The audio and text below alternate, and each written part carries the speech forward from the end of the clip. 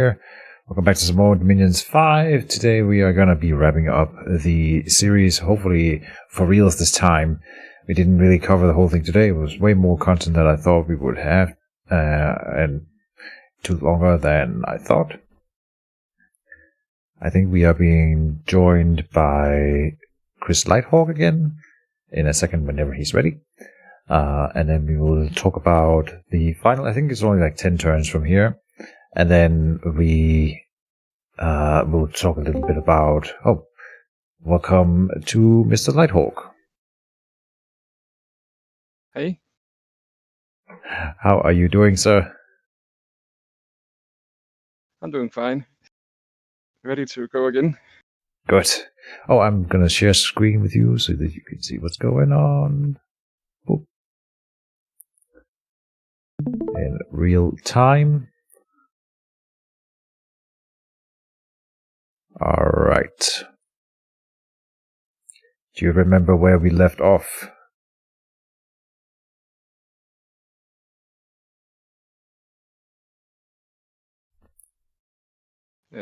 Yeah. We left off in turn number 60, I think, where Cthulhu had just hit the board. That's the main thing that I remember. And we saw the first free spawn from that. And now I loaded up the next turn here, which is turn 61. The spring in the year 5. Alright.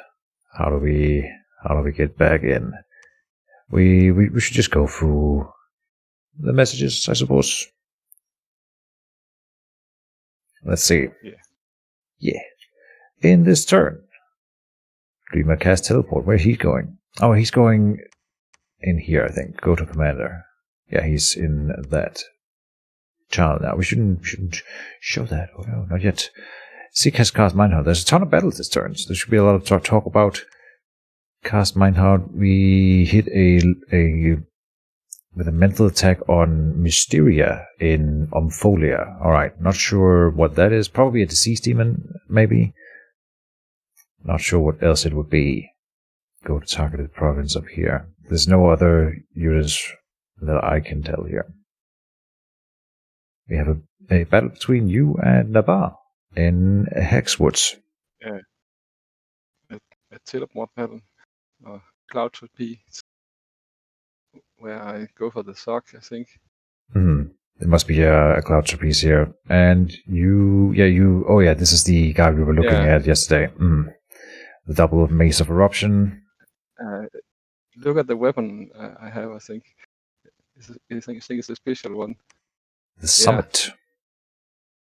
It's This is one of the unique items? Epic. Yes. Alright.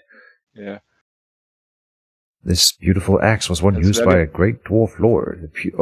There's dwarves in Dominions. I keep getting annoyed that there's no pure dwarf nation. Why is there no pure dwarf nation? Yeah, the only dwarf that is actually, I think Vanheim has dwarf smiths from Nordic mythology. Doesn't that ghost nation also has the Greek ghosts, the hoplite ghosts? Yeah, they also have. Yeah, and I'm not sure.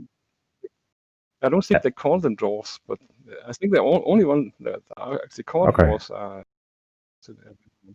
But there are other dwarf-like creatures in the game.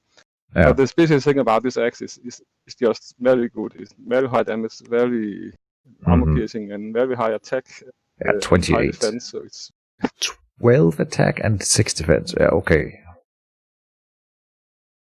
So it's simply to make her so strong that she won't be hit because of high defense, and then and it go higher when she lets herself, and and she can miss him basically with a high attack. So it should work.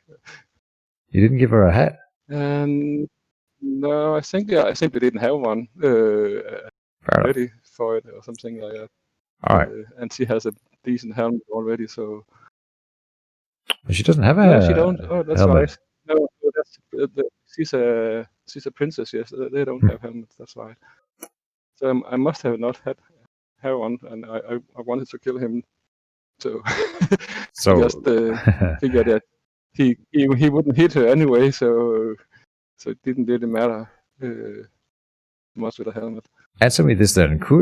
Now just theory crafting, could an arrow, super lucky arrow hit her and then technically like in the head and kill her? Is that possible? Yeah, okay. It is. She has a fair amount of hit points, so one arrow would like to do it. I mean 20, yeah, okay, so a standard arrow probably wouldn't, but you can roll exploding dice, right? So technically, I mean, very low chance. But I also think I had cast. I probably have cast. This is disregarding spells, of course. Mistform right away, so actually, she blessed herself first. Yeah. So she actually could be hit by an arrow, but yeah. I mean, okay. It's very unlikely. I'm just theory crafting. That's not gonna happen. Yeah. Never. Now she's doing Mistform, and then an arrow would do nothing. So I'll do only 1 point of damage. So. All right. Let's see what his Thug does then. He's also casting a few spells here: Quicken Self, Meditation. Oh, that Quicken Self for you, I think. He doesn't have the best magic paths. Yeah. Okay. Yeah. Flight. He casts Flight. Okay. And you cast Flight. Okay. Her defense now. 34. Alright, I think this is kind of what I really like about Dominions. You have these really, really... I mean, I've never seen this specific matchup before, so I don't really know precisely. I mean, I can guess who's going to win here. It's probably going to be the Mortal Princes, right? An important thing to know about this Maze of Eruption is that they only do their fire attack if they hit. Really? This makes a difference from Firebrand. It always do it. So I see. That's why I don't need to give her fire protection. But she does at 20. No, I have. I had done it anyway because I had the armor for it. Yeah. Also because I'm starting to using this dragon armor and all stuff to give my heroes high moral because of the purgatory. Oh. She actually is hit there. What was she hit by? Oh, the vampiric drain hit her. Oh yeah, of course the drain hit her. Yeah, she can't avoid that. So I guess I just hope she will kill him faster. Even with magic resistance? Doesn't magic resistance negate? No. It's, shit. It's an automatic hit. Holy crap. Let's make it very good too. And you both lose glamour. Okay. Slam. Okay. Yeah. Also, she has regeneration, so that helps against. All right. That. Fair enough. So you took out the Thug. Unfortunately, now I know why I didn't give her a helmet. I wanted her to get the. I was just about to ask. Do you remember if you got it? Yeah. Nice. I think I did. Nice. Well done. All right. Little Thug battle. Let's see what happens in Omphalia. Oh. Here we have Cthulhu moving in, and I sent some blood slaves with him. Right, I think I remember why. And here is the army now sieging Omphalia. This is Omphalia that has been contested several times. This time Cthulhu is going to try to defend it. So let's see how that goes. He is casting a few spells. So I'm sending blood slaves. I had these blood slaves that I got from a throne. I think I had about 100 at this point in the game. And I wasn't using them for anything. So Soul Vortex, when that gets cast, it's going to drain life from these little ladies and give him a bit extra. And that's the only reason. And also, maybe it also reinvigorates you when you drain life. So right, that's true. So it means that his spell casting is not speaking so much. Genius. Because I didn't think about that part, but I was just like, I mean, it's also like if they send flyers in, there's a chance that they absorb a hit. Yeah. And literally, I'm using these blood slaves for 0, nothing, nada, zip. So might as well do this with them. And yeah, they die. But here Cthulhu is gonna fight. So he's got that Soul Vortex. I don't know what else I cast with him. Didn't see. He ends up. I was You can trying. you can use the if you click on him and then press what is it Y, so you see his actions. Oh, I didn't know. Yeah, this. No Then we way. could quickly see what he has. I didn't know that there was a shortcut to do Yeah, that. I always that- go just for the. I always go through this log here, unit overview, Yeah, and then I scroll down, and it takes forever. So you're saying I can just click here and click V? Haha. You're teaching me stuff every day, dude. Amazing. Soul Vortex, Holy Avenger, Invulnerability, and that's it. Seems so. Unless Yes. we start fighting there. And I think just if before you critique, because I know you critique this later, but the reason that I did it like I did here is because I wanted to get a few good spells off that I think would kill a lot of units and at the same time make him unkillable. And then I didn't want to spend more than 3 turns because he's got his fast units and they would have connected.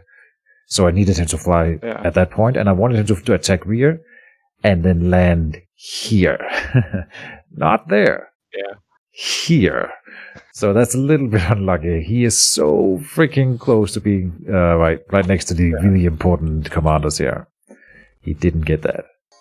Oh, and so he also casts, when he is in a battle, he casts Wailing Winds automatically. Which isn't super important here, because the only living units are these 2 Panic Apostates. Yeah. Which means that they're gonna run away. He never gets to them here. Which is kind of unfortunate. But, can they kill him? I don't think... No. We just speed it up here. Nah. There's some hits in here. They do some high damage now and then. I'm not sure what that is. Yeah, I mean, there's spells being cast at him. Oh, again, we can click on him, of course, and then we could maybe... Oh, wow, okay, this is long now, of course. Could we find that there was 25 hit damage in here? Yeah. What would deal that kind of damage to him? It's not easy to find. This is him attacking, yeah. So the red ones are things being done to him, right? And then white ones are things that he's doing. Okay. Oh, here's one. Carrion Beast. I think it's this guy here. This big one, yeah. He has pretty high decent. Damage. That's the thing with Asphodel, that you see all these crap units and you think, well, of course, these little things, they can't do anything. But there's these elephants mixed in, and there's some minotaurs, and there's some bears. And they, every once in a while, they get to hit. And they hit pretty hard. But he has both nice steal and regen, and a lot of hit points, so it takes a lot to kill him. Indeed. Again, part of the bless from me here is the 10%, which is also really nice for him. The regen here. And then... So that's a good thing about Asphodel's unit not being true dead, is that they are also not lifeless, so you can actually life steal from them. Yes, that's kind of lucky. It's a weird matchup between the two of us, because we both don't really counter each other, but then at the same time we can use some tricks against each other, and... Yeah. Exactly.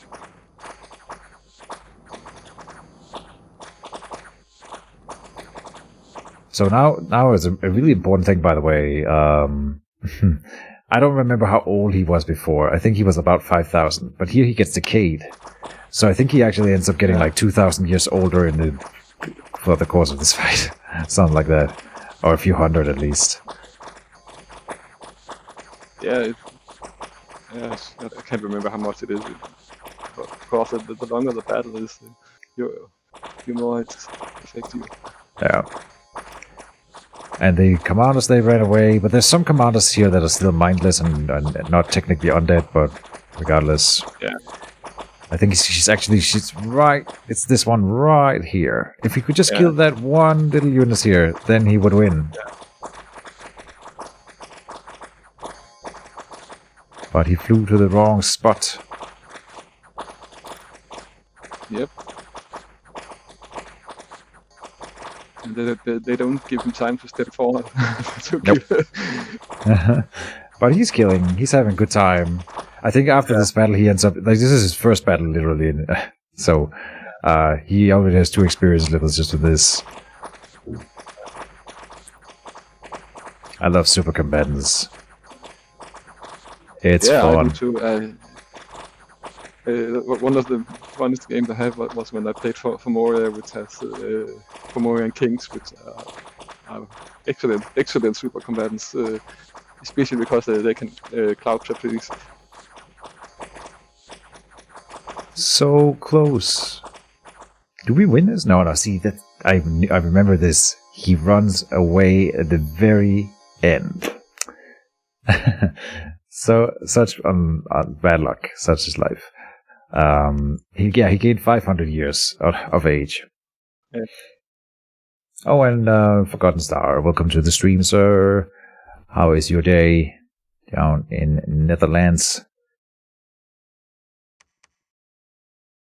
And we've had some really weird weather. I don't know where you live in the country, Chris, but we've had some, like, first it was really, really icy cold. I think we've actually had like a little bit of frost, and now the sun is shining and yeah, it's really, summer weather. I was just going for a walk here right before I started this. I just came back more or less exactly at 2:00. So it was really nice, and the sun is really. It's really warming. It's really warm even this time of the year. It's Yeah, it's really nice. swinging. I don't know why. I think this is the P-Day that I gained for free, and he's walking in here to raid. And my PD doesn't do anything to his troops. Not really. Not when he has 100. He has numbers, and then he just wins. Yeah. So. That was in Faraway Sea. We have one in the Whirling Sea. The one thing I hate from this week is America's politics. All right. Oh, well, I would rather not discuss politics on my channel. But with that said, Biden won. Hell yes. Yeah. The world is not going to be fixed from one day to the other, but the world has taken one step in the right direction. Just one tiny step. And now next more is going to be another step. And then hopefully we keep going in that same direction for years to come. All right. That's all the politics we would want to... I'm posting links to stuff in my channel right now, in the Discord. Just celebrating subtly, because I don't want to discuss politics. I'm not really familiar with American politics. I just know that I dislike the previous situation they had. I don't think many people outside US like Trump. Yeah. We're doing gem burn here again, and this army keeps growing every turn. I was thinking about sending Kalulu in here, but in here, I'm pretty sure he would die if I sent him in alone. He needs to play with the army. With my army, right? If I'm to beat this. Not this turn. I don't know if he attacks in this turn, actually. Let's see later. Whirling Sea. There was that one. We gem burned. I don't know if we got... I'm assuming that he tries to avoid the gem burn every once in a while, but I just keep poking. See how much I can. So here we have an interesting thing. This is you, right? Yeah. So I think you are sieging with on... Maybe you should explain. Yeah, I was I lost the battle for taking his last his last province, and then of course all my troops retreated, and then I probably had somebody not attacking, so I could continue the siege. And then I sent this guy in because I expected him to try to break out of the and hope that he could take on his army as a super combatant. Yeah. And this is, do you remember who you've transformed here? Is it a Colonel Druid? No. Let's look at the magic parts. He has one less nature for this one. I think it's a summon, a cell key or something like that. Okay. One of the summons. Okay. And there's in the mod. Transform giants are a thing that you can do in the mod that we are playing specifically. Any nature mage can. It's mostly nature mages that get to turn themselves into random things, and the biggest thing is this thing. 4, I think. You need to be nature 4 or nature 4. So I must have buffed nature before transforming, because he's only nature 1 and on nature 2 here because of the diesel mage. And then Arcosafel does something what I would call probably a little bit unexpected, which is he, instead of just, he could just hunker down inside his fort, he pushes out. I guess he can't recruit inside, so maybe it makes sense for him to actually try to push you off. Yeah, and with the fort besieged, he has absolutely no economy. But he probably can pay for anything anyway with only one province. Although this was a pretty good province, so there was actually a good income from it. Yeah, and you would think that he probably have saved up some money, not spending any money for a while. So, of course, the problem with this is that he has these guys attacking right away. So my buffing mages dies after the first spell. That I can't remember how this ends, but I can. I'm not sure. I don't think it ends. It's a good ending. It's over, isn't it? No, it's not yet. Not yet. Okay. No. There it goes. Yeah. They take it. He decides to switch sides because there's a little mage back here then who has caused enslaved mind. The exact thing that I would have loved to do to my opponents, but I can't do because my opponents are mindless. But here we see an example of how you can mind control some of the... Yeah. What is my magic resistance on this? We should be able to see that at the very bottom here, right? Penetration roll 12 plus 27. Yeah, he's pretty lucky there with that roll. But my magic resistance is not that good, so it's. I probably had somebody that's supposed to cast Iron Will on him, but dying before that happened. I guess. Because so that was another little victory for Arcosafal. I would have expected the Soul Slays or mind controls spells. It's also, pretty bad luck because he might have probably is. It's probably the AI casting at this point, so they might have got a Soul Slay him. That would be much better for me. Yeah. But yeah. I mean, he loses all the item, he loses the magic path, so now it's just a giant, right? Which is not that strong on its own, and it's got a limb. Yeah, but he could theoretically make him a commander again by. Right, true. With the Gift of Reason spell. Would that reset him to? He may not be able to cast. Yeah, but would that reset him to the path that you had on him, or the path that the transformed giant would have as a base? It would reset to the part I had on. I'm pretty sure. All right, fair enough. And don't worry, we won't be talking more about USA politics here. I'm trying to keep it to a minimum because I don't like talking about politics, but I am a little bit happy. And we'll leave it at that.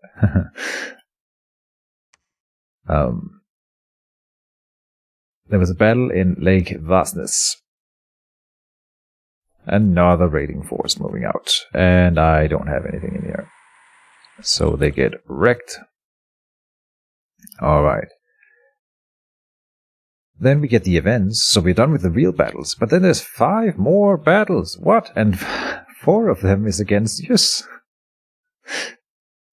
Yeah. Student from the bottom. It's an event battle.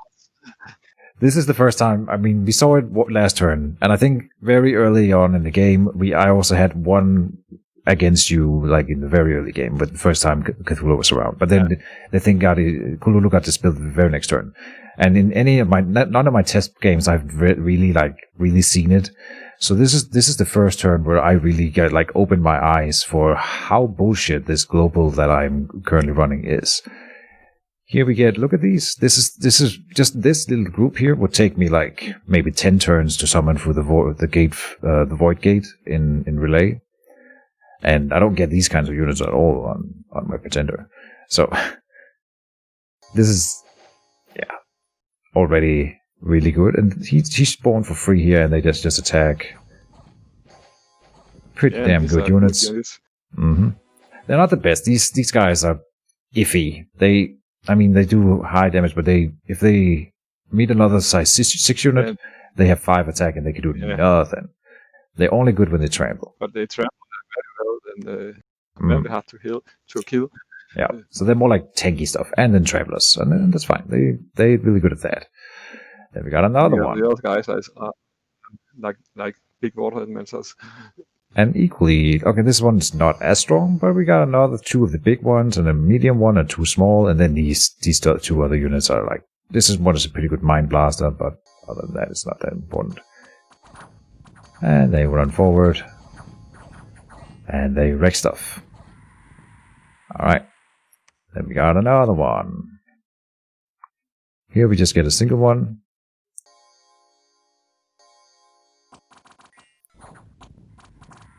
This one I think loses. Oh, it wins. Nope. Alright. Did many troops there. And I was of course a bit annoyed by this, but I saw that it was actually good for me, because the more stuff you got, the better you could fight. I wrote to you. I opened it up and I saw the turn, and I was like, okay, I gotta write to Chris, because otherwise I don't want to start a war with you over this. And you agree. You immediately agree with me that this is good, right? And I agreed to just send them out and leave no PD on every province that we take. So I'm basically, at this point, I'm just using your territory where I have dominion as a little spawning ground for some of my units, which is kind of funny. But here we get the thing that shouldn't be, which is these are the ones that I really, really need, and as many of as I can get. And so just getting them for free here is insane. And we're gonna get so many more. And I think, this is another one where we lose one. Okay. Then there's a single one of them hit Asphodel here. And there's another formless spawn. I wonder if this one can win. They're so tanky because they have pierce resistance and all the resistances here. Yeah, they're very much like water elementals or what they call mercury things. Basically, formless spawn. Except that they don't have poison. They have poison. These are just solid units. They do good damage. They have 2 attacks. They have good resistances. They have regeneration as a base, and then I give them regeneration on top. They have resistance to almost everything. They're mindless. This is good basic units. Yeah. And free. So that was a good turn for Relay. This gave me a lot of hope. And this was just from one turn on top of what I already spawned, right? So, and then with Cthulhu out on the board. I don't think I showed it, but by the way, when I cast... Should we go back and check? I don't remember how many gems I actually spent on that global. I wonder if anyone ever tried to take it down. I would imagine that Asphodel at least wanted to. So here I have 0 Astral Gems, and if I go research, I've spent 177 into casting that global. I basically, you can see I've transmuted almost everything in here. Just to get as many as we could into it. That was a good idea, I think. And it overrode what? I overrode the one that gives fire gems to Nabal. So I'm assuming that you actually really like that. Yeah, that was a good one to override. Yeah, I would have preferred to I would have more liked it to override the dark skies, but right. But the other one was good too.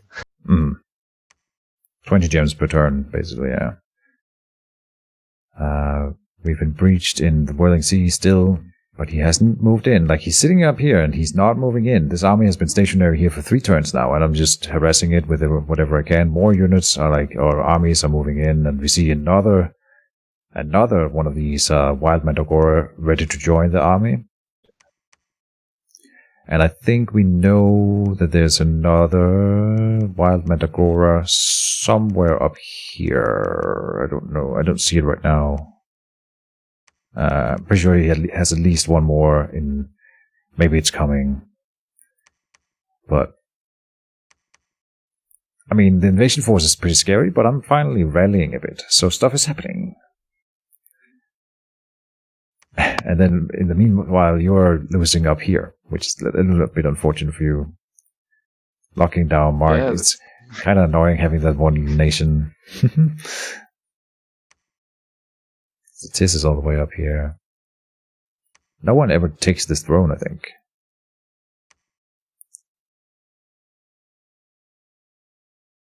Folia has been breached. Yeah, it was so important for me to just remove the army here completely, because then the fortification would no longer be breached and he couldn't just move new units on and immediately attack. He would need to siege it down again.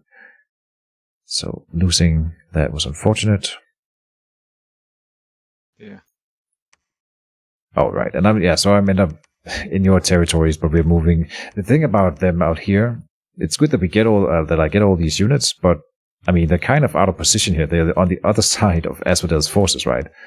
So they end up being like, they have to just like throw in and do some raiding. I'm trying to get them to the Whirling Sea or out to Lake Rasnus into Relay, something like that. And from over here, I'm gathering troops now up in Antediluvian.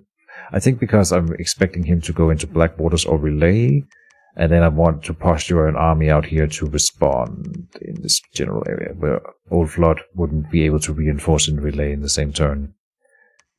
The big thing that I'm fearing is every turn, if he moves to Relay and breaks the siege in one turn, which I'm pretty sure he could break the walls in one turn, then I need to move everything in, because I don't have a lot of stuff in here, right?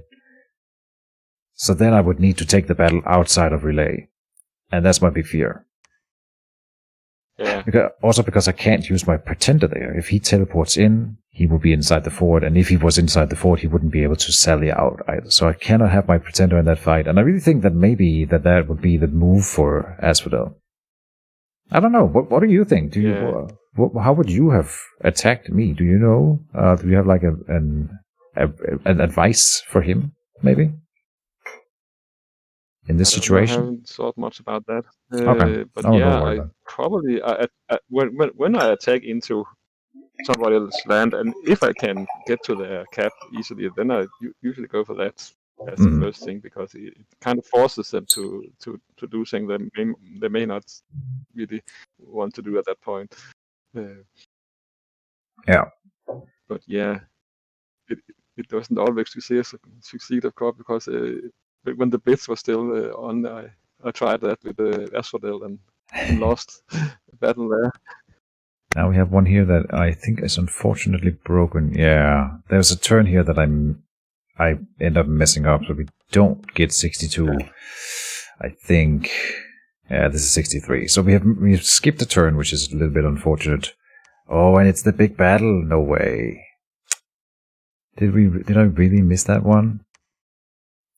Oh no, wait, hold on. I think I figured out a way to get it. I could, because I had that thing set up to send me turns continually. I'm pretty sure I fixed it, so I should have it. No, hold on. That'll take no time. Why is it? I have it here.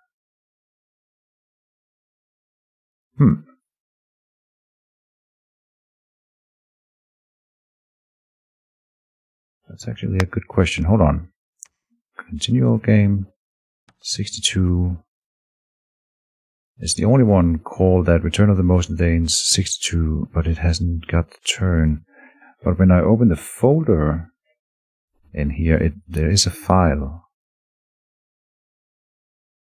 Like if I, okay, so just 53 had a similar file. Oh no, okay, that has the same problem. I see. Why doesn't that work? I thought I had fixed it.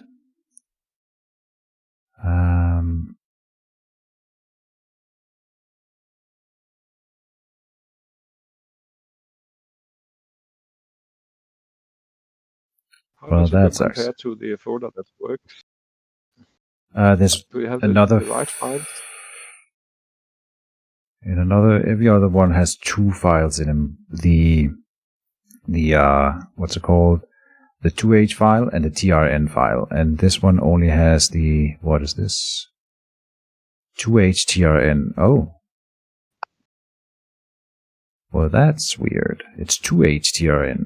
The other ones are called what? But they look very different.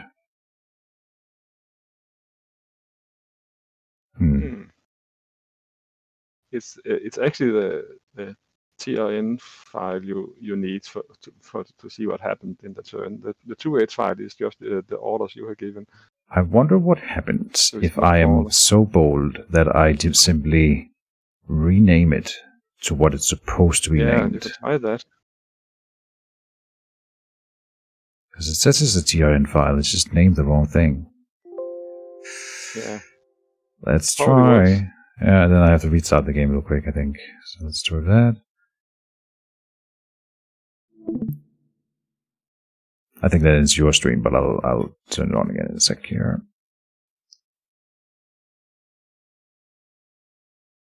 Oh. Come on. Stream. Boom. Alright. And let me just check that the actual stream is also working again. Yes. And if we go into 62, it didn't change anything. Oh man. Did you scout that battle by any chance? Do you remember? Because if you yes, have if you have the turn file, you can stream it to me, and then I can stream it to the. I don't have any turn files from that game. So. Right, because you didn't have to save them. Damn it. Yeah. That was a good thing about you using the Llama server that you automatically had all your turns backed up in your email. Absolutely. Big boom. Can I write it's Clockwork Hound?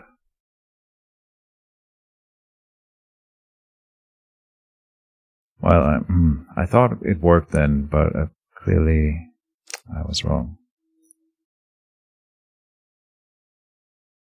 So that I don't think we can salvage it. Oh, alright, let me surmise what happens in the big battle then. Because there's at least one cool thing that I really was excited to show. But basically, in turn 62, he attacks into the Whirling Sea. Oh, we can go and check my script for it at least, so we know what I was doing. If we look at 61, that would be the same script, so we can see what forces. First of all, we can look at his army and see this is what's gonna move in. This is exactly what he's got here. So this is what's moving in, right? It's a big stack here. And there's only one Wild Manticore ready for that attack. It's got plenty of gems. I can't see what you're doing now. It's something is wrong. Oh, okay. I'll fix it. Don't worry. Stop streaming. Stream again. Stream set on pause. Oh. And how about now? Just a moment. It's just getting a black screen.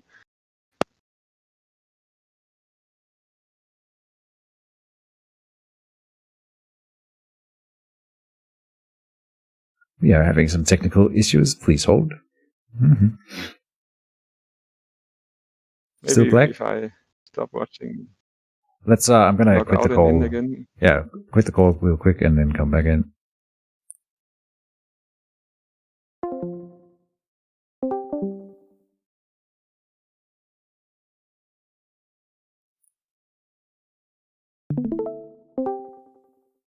All right.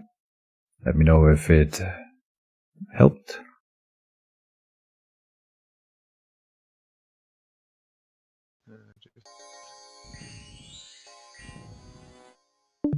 Now I'm getting the sound. Okay. Interesting.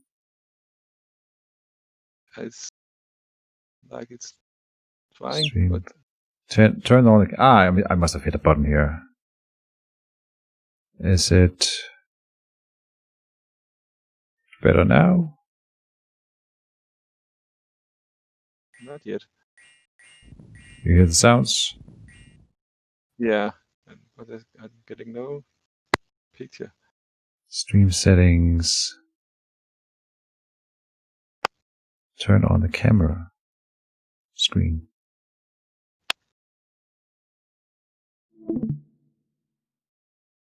Stream. Just screen share then, maybe.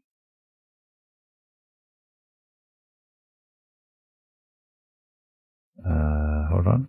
Yeah, screen share works better if you have problems. Here. Screen number 1. Go live. Alright. Yeah, Like this? now it works. Okay. That's good. Yeah, I just let it run here to see if we were burning some gems.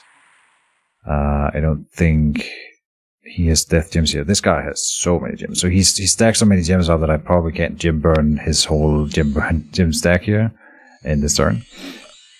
But I'm sure we burn a few by the end of it. No, not even. Kind of the only thing you can do against gem burn is just stack. Yeah. A lot of gems in the you can set him to not cast spell at all, right? But then you... Yeah, but you...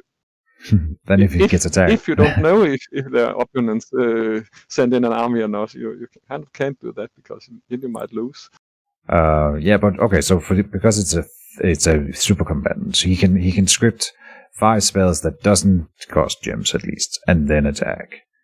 Right? So yeah. For that scenario. Of course it's not as perfect as if you wanted to cast the actual spells. Okay, let me see here if we can see it. Look at my script here a little bit. Can we make it bigger at all? No, that's not how it works. But basically, a huge communion with all these little communion slaves. I think I was in contact with you about this, and not only you, also Nabar was coaching me a little bit about...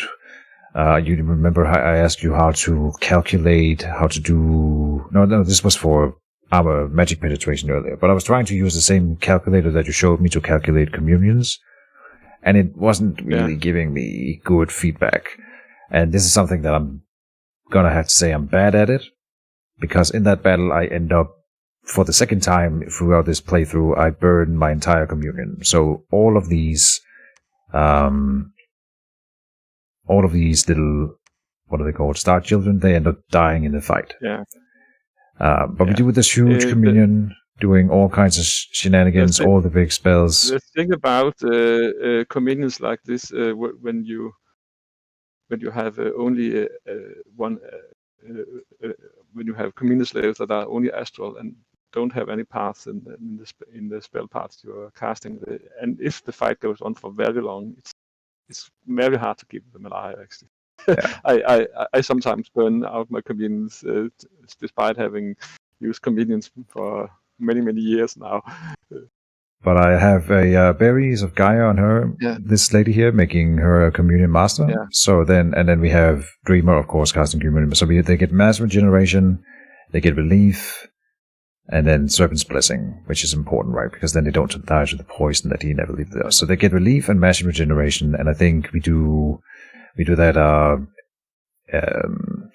spell with the sea, the friendly currents as well, somewhere, I'm sure. Yeah. And I think one other thing, I feel like there's one more. No, above the ocean, I can do the rain thing.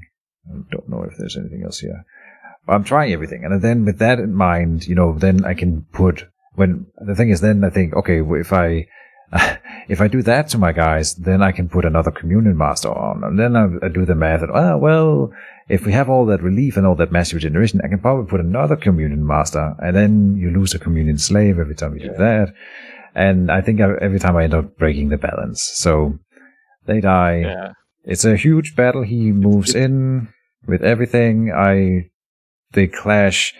I think my army actually wins the melee.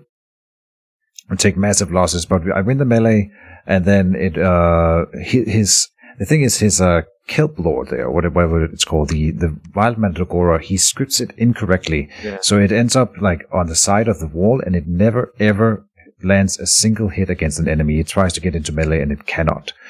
And then my god casts this dimensional shambler on it, which is also a spell from the mod Dimension Slam Shambler. I don't know if you've seen it at all, but this one's pretty cool. Yeah, I noticed it in the battles. Yeah, it is based on their defense, and he ends up getting he's not mindless, so he ends up because he's one of the only ones who's not mindless, he gets bombarded in the entire fight with stuns, and so he ends up getting paralyzed. And then this one, when you have paralyzed, you have 0 defense skill, and this one is based on defense skill, so he literally cannot dodge it. And this dimensional shambler will then grab him, whatever unit it hits, and drag them into that void where I lost my guys into earlier. So the cool thing is he had like those unique items on him. He has like that Ember Sword. And Asphodel told me after the battle, we couldn't figure out why he disappeared. But then we deduced that that's why. And he couldn't craft the Ember Sword again. But that's just because he's still alive somewhere out in the ether. And I think he never dies throughout the entire playthrough. He's out in the ether for the rest of the fight, the rest of the game, just running around trying to survive. And basically, if any battles are resolved out there, I don't think he would. I mean, he would win because he's so strong. Yeah. So, yeah, it's kind of funny. One of the only ways I could probably beat that thing, and it ends up lining up perfectly. I think there is a small chance that they come back from it and you get them back. But it's there are other spells also in the base game that can take you to the void or the demon realm or other stuff, and you can, if you have a strong enough the guy, he can actually survive those fights. He gets in there and sometimes get back. We saw one of my guys come back earlier, and then he died on returning because they get put into a random province, and we saw him die to the PD he ended up against. But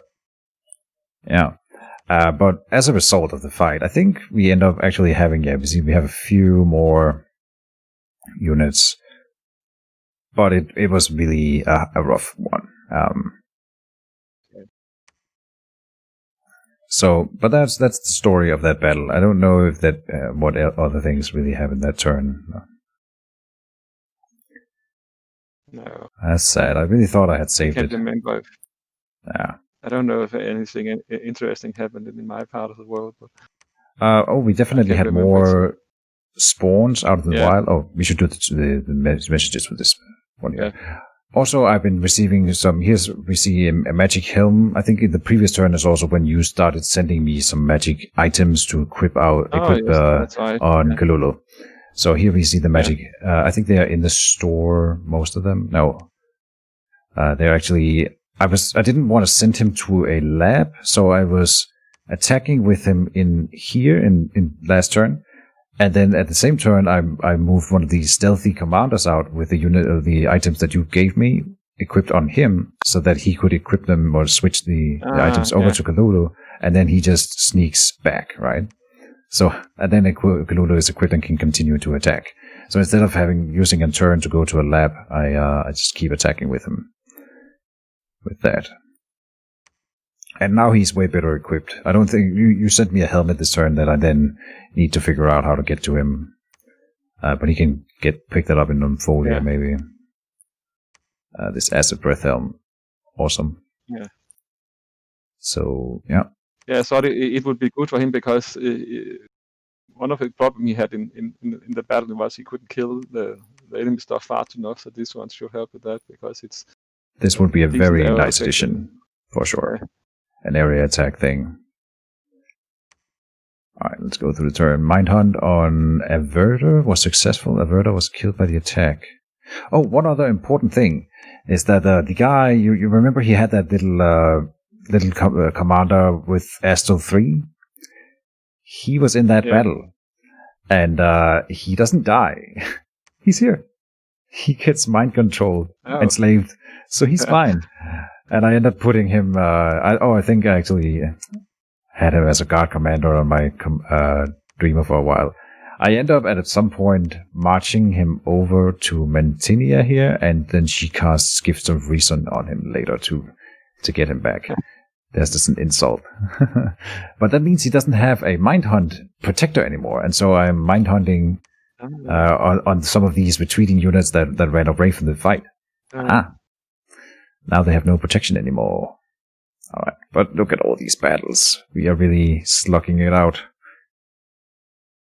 So, here's another one of those guys. Wild Managora with a Smasher. Iron Face. Lots of magic resistance. He doesn't want to get... A nice item. Yeah. There's this one guy here. Alright. Aniga. He is raiding. But this is where I think I actually left a guy here just to be super annoying. Yeah. And he lost that one. It went so fast. He landed next to the thing that should not be, and he just instantly died up here. This deceased human landed next to this guy, and it's just blows up. Alright, 5 attacks in one turn. Boom. South. Now I am attacking. Oh, these are all the free spawns then. Here's a new one. Yeah. Oh, this is one that I'm scripting, so this is not that one that spawned this turn. This would have spawned in the previous turn, and then it's moving back towards the home realm. But another thing that should not be... The tricky thing, again, is that they are out and about and a little bit vulnerable to attack. Also, like this, you wish that the archers go for your command, and then he could easily... He's blessed and has regeneration, so... Yeah, he doesn't have much protection, so... Dying 6. One slingshot in the... okay, yeah. Yeah, he's actually harder to kill than a sword then. But if you get a sting shot to the head, it will do a lot of damage because it does double damage too. Oh, there's nothing here. Okay. So that was kind of a waste of Cthulhu. Damn it. Folia again. Here I'm just poking to see what he left behind. There's this one guy sitting on my fort. Yeah, one Revenant with a mannequin. Tiffany. Here we have some units that are now making their way back to the territory. I think this is 2 groups that have met up, and then one of the other cultists went off to do something else. So he's trying to get back to the base with these units here. This is a nice little force that we are bringing home.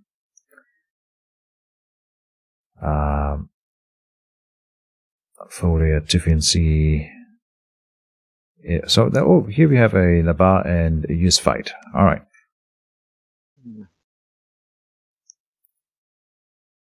Oh, what is this miss? He's got the mind-controlled troll archer. Yeah. Huh. And he might have not mind control, but seduced it, probably. Maybe yes. Oh, is this the one? This is one of the big ones, right? Yeah, I think. Yeah, it definitely is. If you look at what's just here, so should we talk about your side here a little bit? You've had this. I noticed pretty early on there was a territory that you got that I really wanted with these werewolf spawns. Yeah, they were nice. Mm-hmm. You could summon, I think, 2 at the time for free. Oh, you're spreading them out a bit here to maybe avoid meteors? Mm-hmm. Exactly. Yeah. So it's mostly Communion mages and yeah. In this spell, I don't have my my my items that grant Communion slaves are not in this army. They are in another army. So Right. so Let's I'm go. actually using my druids as Communion slaves for this. Natural Storm has been cast. Oh, right. So he casts Natural Storm over here, doing a lot of lightning stuff. I don't know how your lightning resistance is across the board. Yeah. Oh, no. I think it also to stop my flyers from right. flying, I guess. Oh, and he's definitely adopting the meteor spam. All kinds Exactly. of... Yeah. Oh. It's so nasty. You cast this one, I think. Yeah, Divine Wrath. Ami, I think. What do we have here? That's Arc? actually lucky that. Yeah, that's Divine Wrath. Yeah. Is that you doing that? I think so. By Mukarip. No, it's not me. It's Yeah, him. Mukarip is one of his. This guy here. Yeah. Oh, he's got a priest communion. Okay. Very cool. I didn't know he had priest astral, but good for that. yeah, okay, nice. Yeah, these Mukavips are actually really good communion slaves. Yeah. And masters.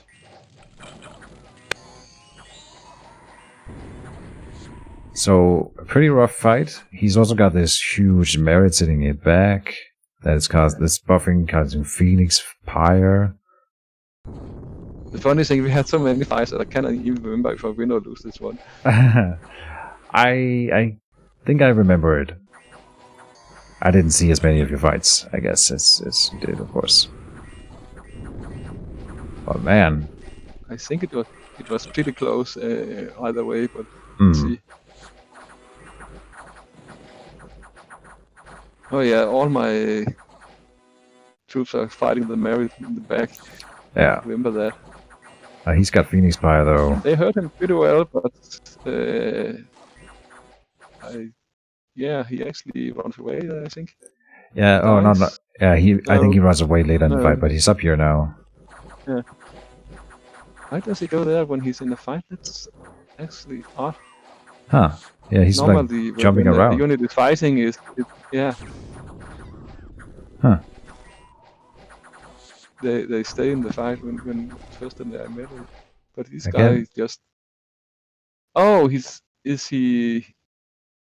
No, I don't know. But try to. Unseen.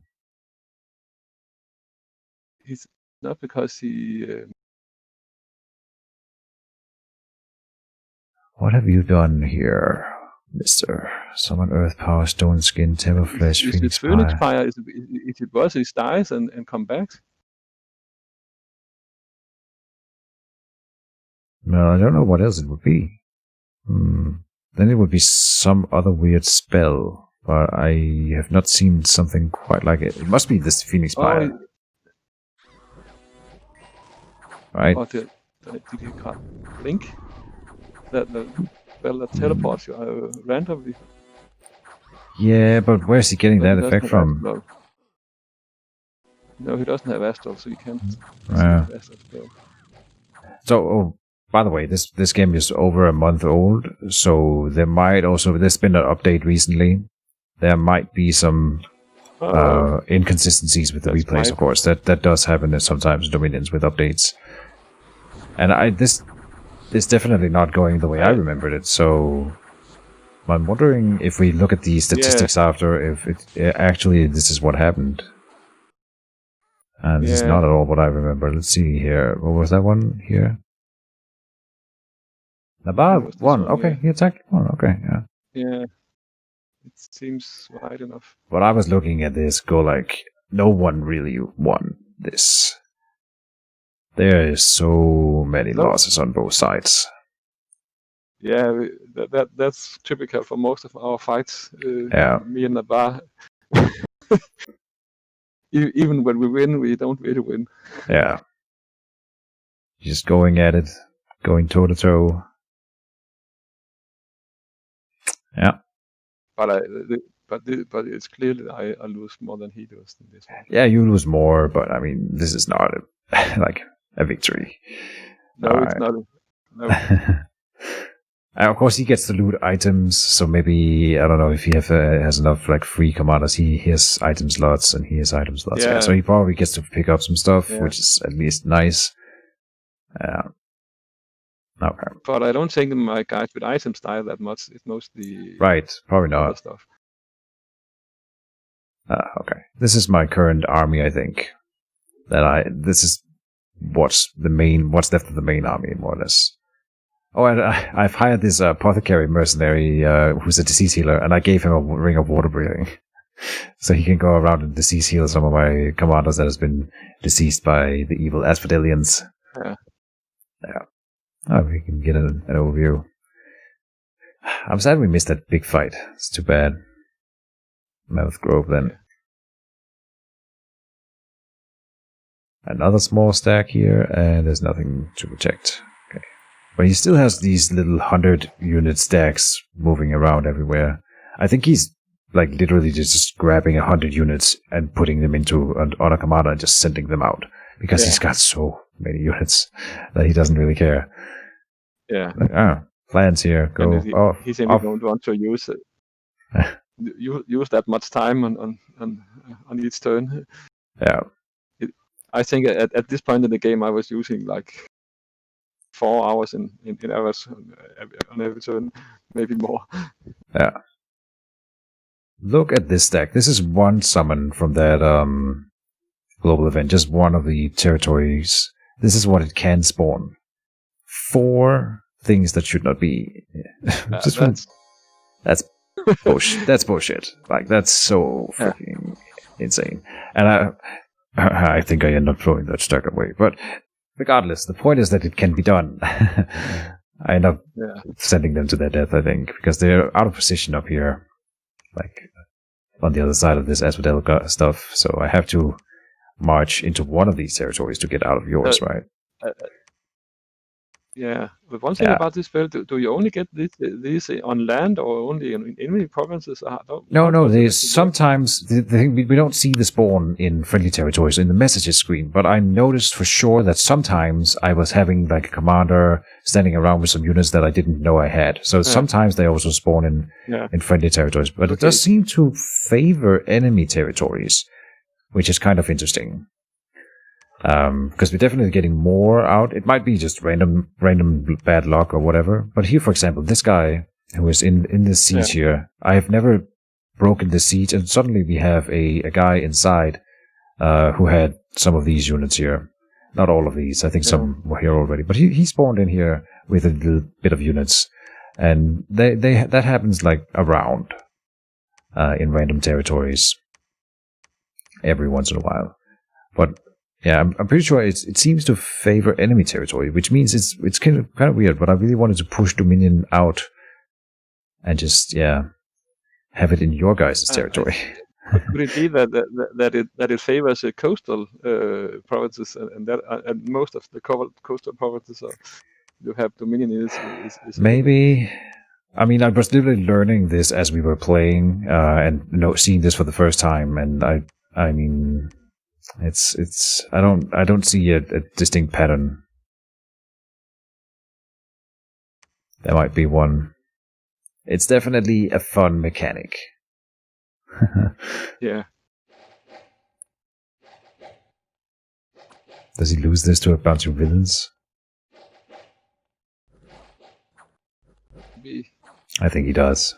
Pretty sure he loses, yeah. He retreats. Nice. Alright.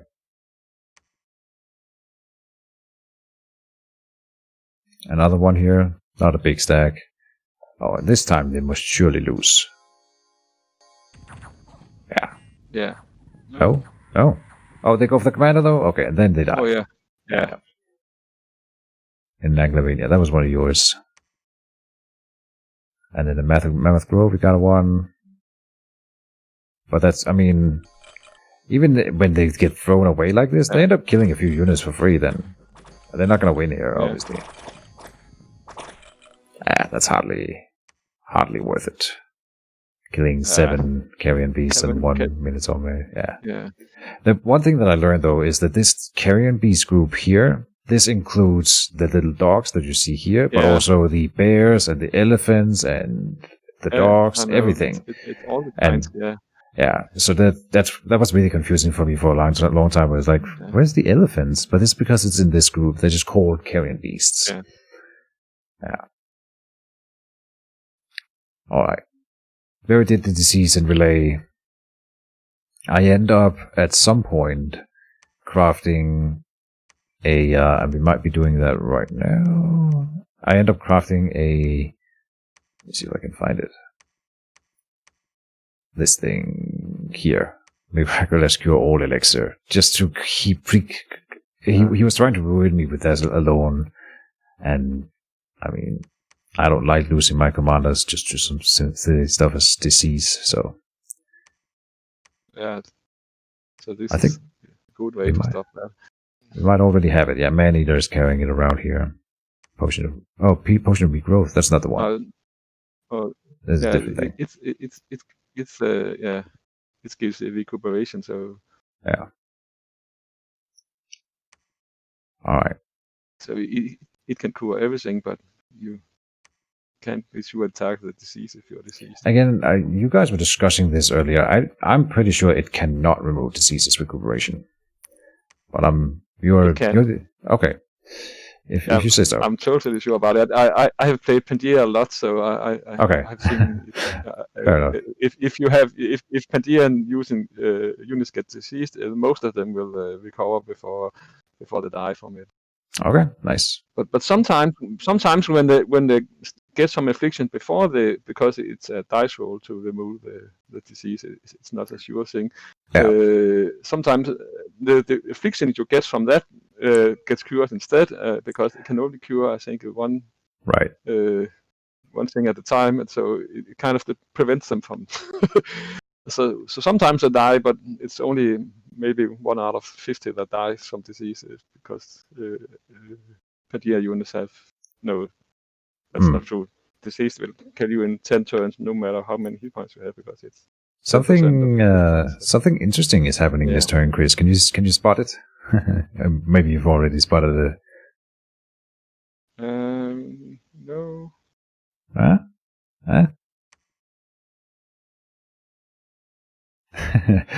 There's a tide. There's a turn in the tide.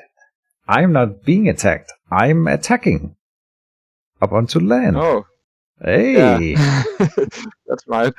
You take this one back. Or at least I'm marching in here, with what I've got. Like, I cleared that big army, and I've showed him several times that I can wipe these mini stacks here. No biggie, right? Yeah. I think I'm even teleporting onto this stack here to remove that. I'm moving Kalulu around. So I'm like, this is my time. Now I'm gonna take a fort from you. Here. And I think around here is where, after this big battle here, Asphodel starts, we were already talking back and forth. He's a really nice guy. We were just, talking about the battles ongoing, and this is where he starts being a little bit, defeatist. Like, he doesn't feel like he actually can do it at this point anymore. Kill me. Which is good news. Yeah. A magic nightmare was projected at Kalulu, but Kalulu managed to resist it. All right. That's a spell that causes all the kills you have to Comet's ghosts to attack him. Oh really? Jeez. Not the dangerous ghosts, those pivots.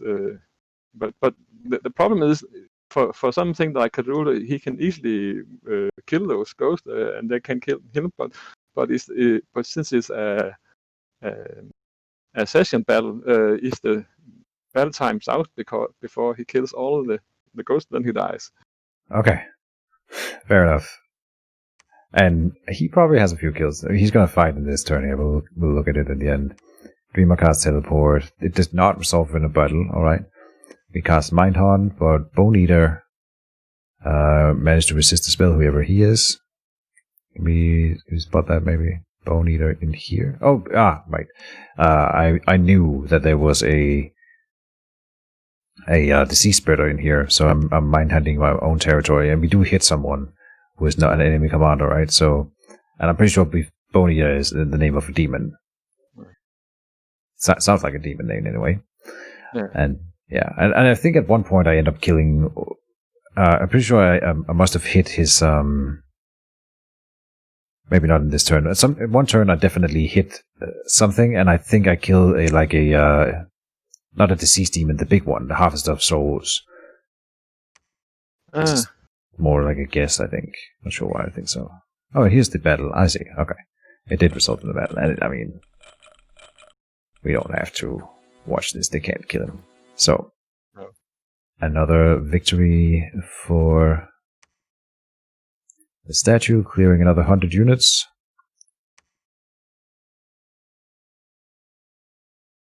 What is this now? He's recruited some sacred Pegasus riders. Yeah.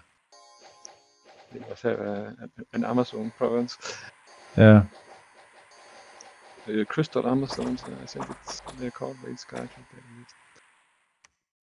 Because it's not a mercenary. It's definitely his own guys. Yeah. Alright. Interesting. And he takes Laria, sure. Deadlands.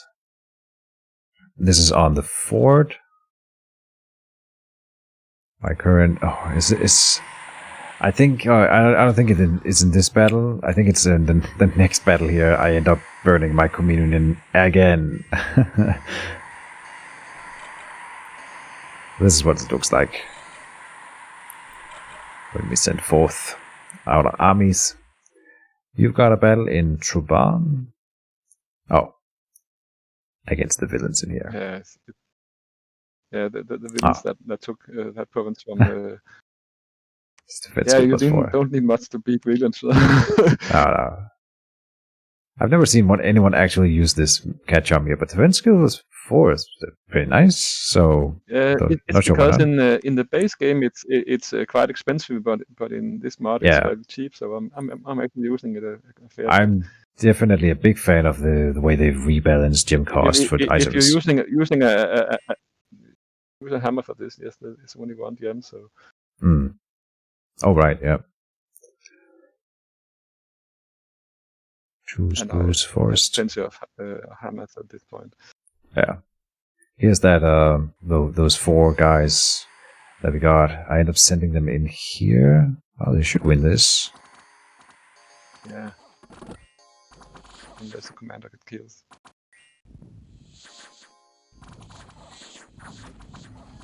Seems like it. No, I'm gonna throw them away later, I'm sure. Maybe I don't. I had that feeling that maybe I make a bad move with them or something next turn, I think.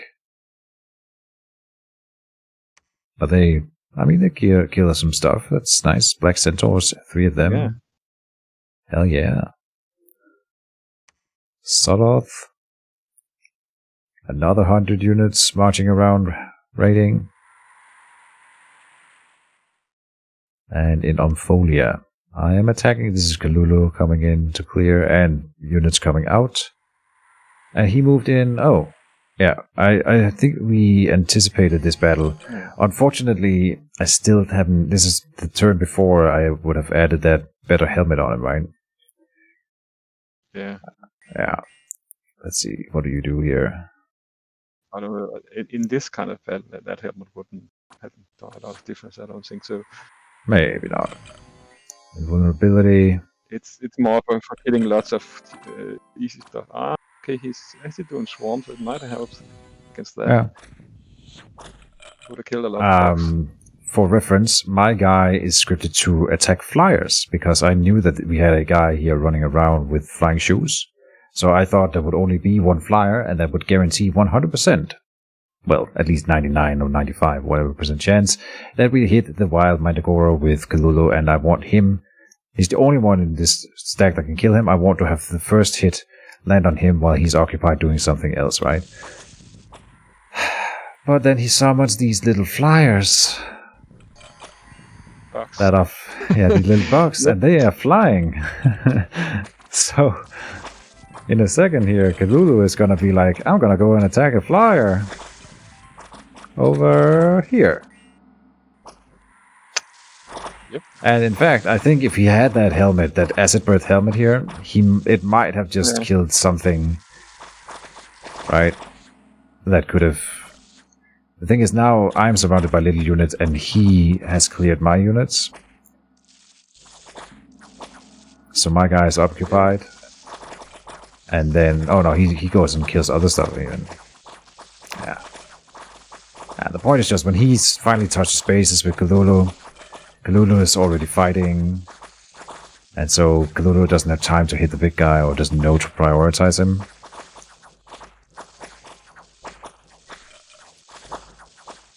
Yeah, and it goes right quick with these attacks here. Like, look at all this.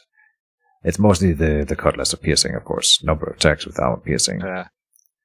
And then the smasher also does good damage, right? And Kalulu can take a lot, but cannot take... What is this now?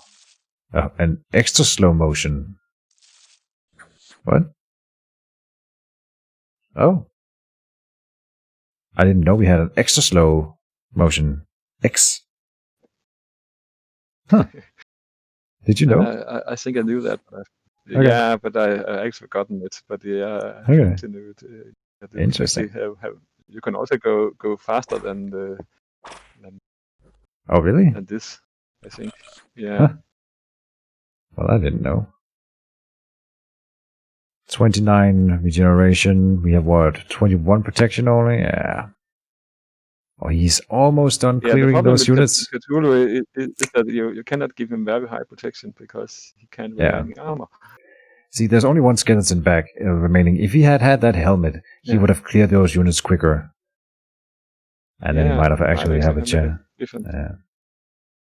So that's... I mean, I could have just played it safer instead of doing it like I did. So it's entirely on me. I was too overconfident. And then he summoned those flyers, which I didn't predict. Thought I had him. Yeah. Experiment in the arcane laboratory has gone awry. Strange energies were released, affecting one of your mages. And Mantinea, the Naiad. Down here. So I think she has recuperation, so she healed it immediately. Yeah. Yes. She must have healed it right away because you can't see it now. Lord, save us from the Northmen. Oh, this is what happens. I knew there was something. Here's my 4 guys.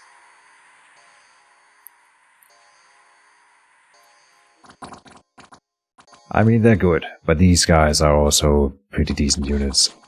Pretty sure they... No, that's not it either. They keep just dominating. Alright, fair enough. Never mind. Yeah, I was thinking surely that they can't lose to that. But... Yeah, well, okay. Never mind. Yeah, we didn't lose anything. Alright, human huskars. Yeah, they're not that strong, I guess.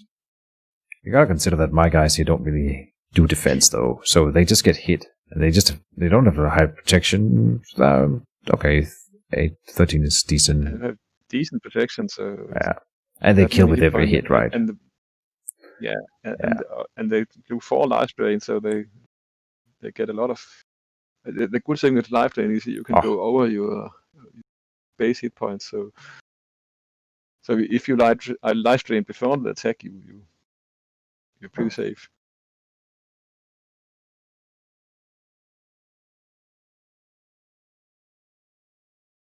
That was here. Very deadly disease in relay still. So now I think I might be mind hunting on relay in this turn here. Yeah. And I think this is where I hit something. Walls damaged. Entrance to the fortification in Deadlands has been reached, and we are storming with everything. In fact, you said something really clever before, which is you're supposed to leave, like, just go through here and find a useless dude and put him up here, right? Just, like, at the bare minimum, I should have a dude standing here, just in case the whole thing fails. Then he's still sieging. So that's actually something I'm not doing, I think. We got one hiding, that doesn't count. Oh no, this guy is seeing the signs, so he's gonna continue the siege. He's not participating. Yes, he is. Yeah. That's actually the downside of all these hybrid cultists we're getting. They're really good. They're both priest and astral, so they're better astral than the star champion that I have, and they're sacred. So they're like super good, but then they're insane 10, and so then sometimes they don't really do what I want. It's not a big deal, but it is a downside. It can be a problem if you move them in and rely on them in a battle, and then they decide to do something else. Yeah. Then my summoner in the gate is being attacked by a Starspawn, but I had landed on a strategy which is really, really important, I think, for Relay, which is to have a helmet with the helmet of premonition, allowing you extra PD, and always have good PD on him, because it's so worth it, and they win. So then he can keep growing his summoning skill. And he gets the summoning skill out of summoning units that attack him as well, by the way. So this is just nice. Units were cured from disease, Alright, so we are about to attack in Deadlands. There's going to be a battle here. I'm pretty sure we don't miss that one at least. But we see another 740 units moving in here. This is where you allow him to go through. I think probably for the second time, maybe. But I don't think that if you had said no, he actually didn't ask for that. He just assumed that because I allowed it him once, he can do it again. So he pretty much did it. I think if you had said no, he would not have gone. He would not have stopped. He would have gone through anyway. He doesn't like, at this point he doesn't care anymore. Like you're occupied, right? So you can't like start a war against Asphodel, unfortunately. The state of the board is still better than we had it like 10 turns ago when he was sitting on the rolling sea here and was invading everything. My lake is safe. We're taking Deadlands. I was actually thinking when he started to go into the lake that now you're dead. He's going to kill you in pretty soon, but that's not what happened. I'm a tough fucker to kill. I mean, if I had not been a water nation, I would have been dead. It's definitely because I'm a water nation, and so I can live in my little lake, and he can't really. And I fight better there, and he fights worse there, and he can't send all his good units and all this stuff. Yeah. And up in this, your war with Navarre, it's so strange. You never really got anywhere. Oh, did you take this one now? No, still owned by Navarre. I besieged, and no, I think I never actually take one of any of his forts. Let's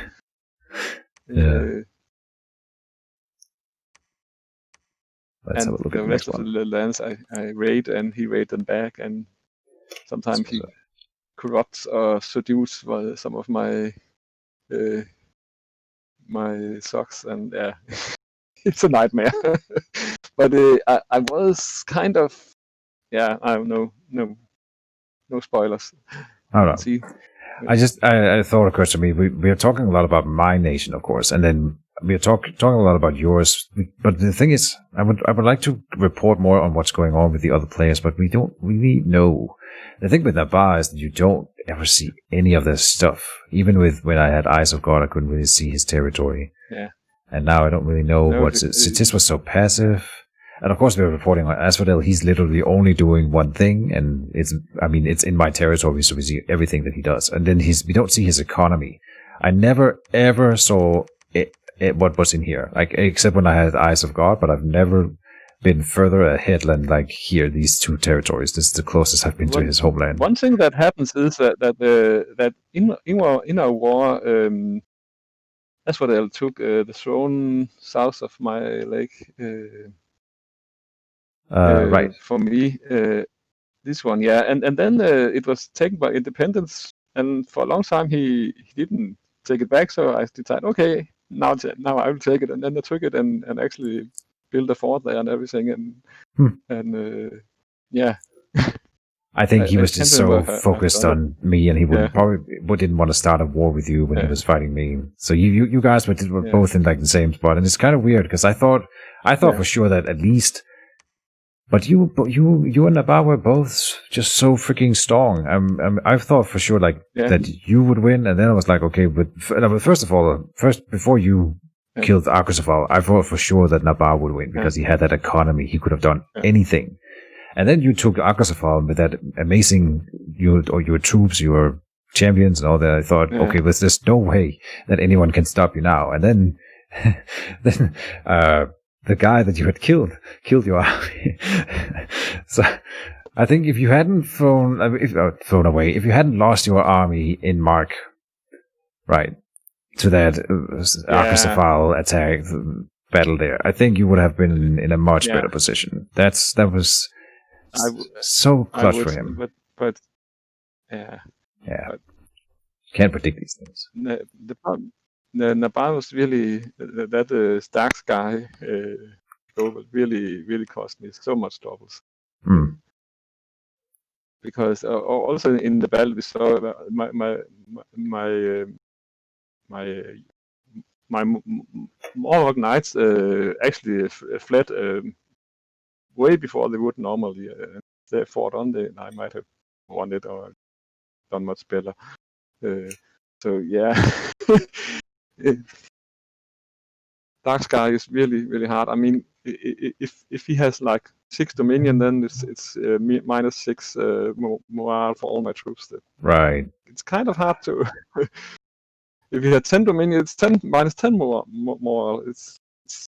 It's hard to fight in, even with good troops. And I try everything with morale boosters, both on my troops and my commanders. And yeah, it works to some degree, but it's difficult. And I can't remember how much I tried to dispel it, and I think I used quite a lot of astral pearls, and it failed. And I thought, all right. So he must have overcasted by quite a bit. Yeah. Yeah. I'm trying to remember what I did because I faced it that one time on the Lattice map, and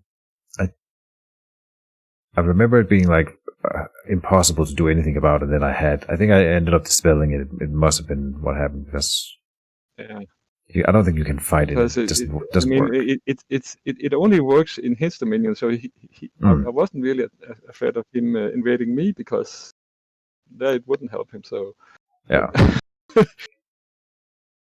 You sent me a Dwarven Hammer. We're doing some transactions. We haven't been covering my outgoing messages, actually, sending stuff. But we should assume every time I've received something for you, you probably have seen something in return, except for the items that you sent for Kalodo. Research in Conjuration. Alright, and now I go Blood Magic because it's really quick, and I thought maybe it's doing this Pact of Reinvigoration. I don't know if you tried doing it, but it's pretty decent. It's a permanent reinvigoration buff for 25 slaves. I thought, you know what, I can make my pretender cast this one. Whatever, sure. I just used the slaves for something. I actually don't think I even noticed that spell in the mod. Oh, I've used this one with Blood Magic, Nations.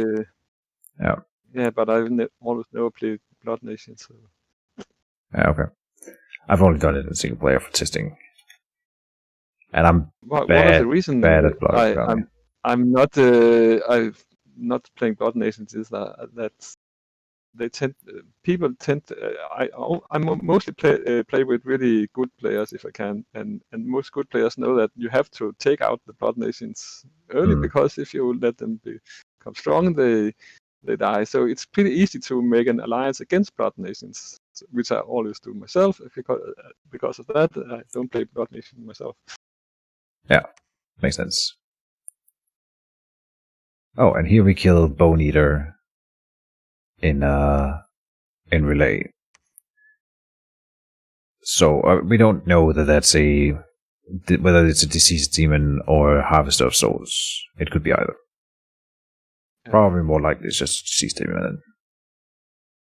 But either way, definitely managed to oust some sort of disease spreader here. Yeah.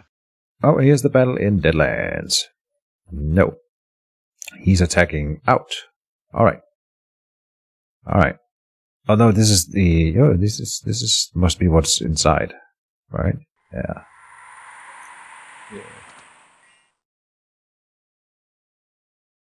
And so I mean, I'm complaining a lot about my not countering him, but the cool thing, this guy, no, he's not paralyzed. Okay, we paralyzed one mage in this first round. Not that impressive. Yeah. That will break the spellcasting for some of them, which is nice. And all these mind flayers here, they just do that in the first turn, right? And they will almost always hit those commanders. Except for now. That's actually a really nice thing for this swarm. It's gonna soak up. Oh, maybe not. Look at that, we hit all the mages. Nice. No, because they're mindless too. Right. So. Here's where he tries a new thing, right? He's doing this fungal abomination. And this is also a thing for the mod. These abomination fungal thing, when they kill units, they make the units that they slay into smaller units of themselves, smaller versions of themselves. And so he thinks that that's a good idea to kill me, and he's not wrong. That causes me quite a bit of trouble. We're doing Solar Brilliance again because I still haven't realized at this point that doesn't work. And I think, I chain in some of these meteor strikes, which I actually think that ends up backfiring, having a Communion Master able to do that. And it always does. When I use them, it always backfires. Yeah, if you really want to do it from a communion, you need to have slaves with burst magic, so they don't take too much fatigue from it. Right, yeah. No, I mean, I hit on my own units with it. The meteors. Yeah, I'll do that. I don't think I burn my communion in this fight. I probably do, though. Yeah, look at that, they're already fatigued. They do have regeneration, and they have luck, and they have twist fade. Luck and twist fade actually don't help against that. Oh, really? An attack that would otherwise have been fatal. I thought maybe that would have worked. Oh, damn it. Alright, so that part didn't work either. Yeah.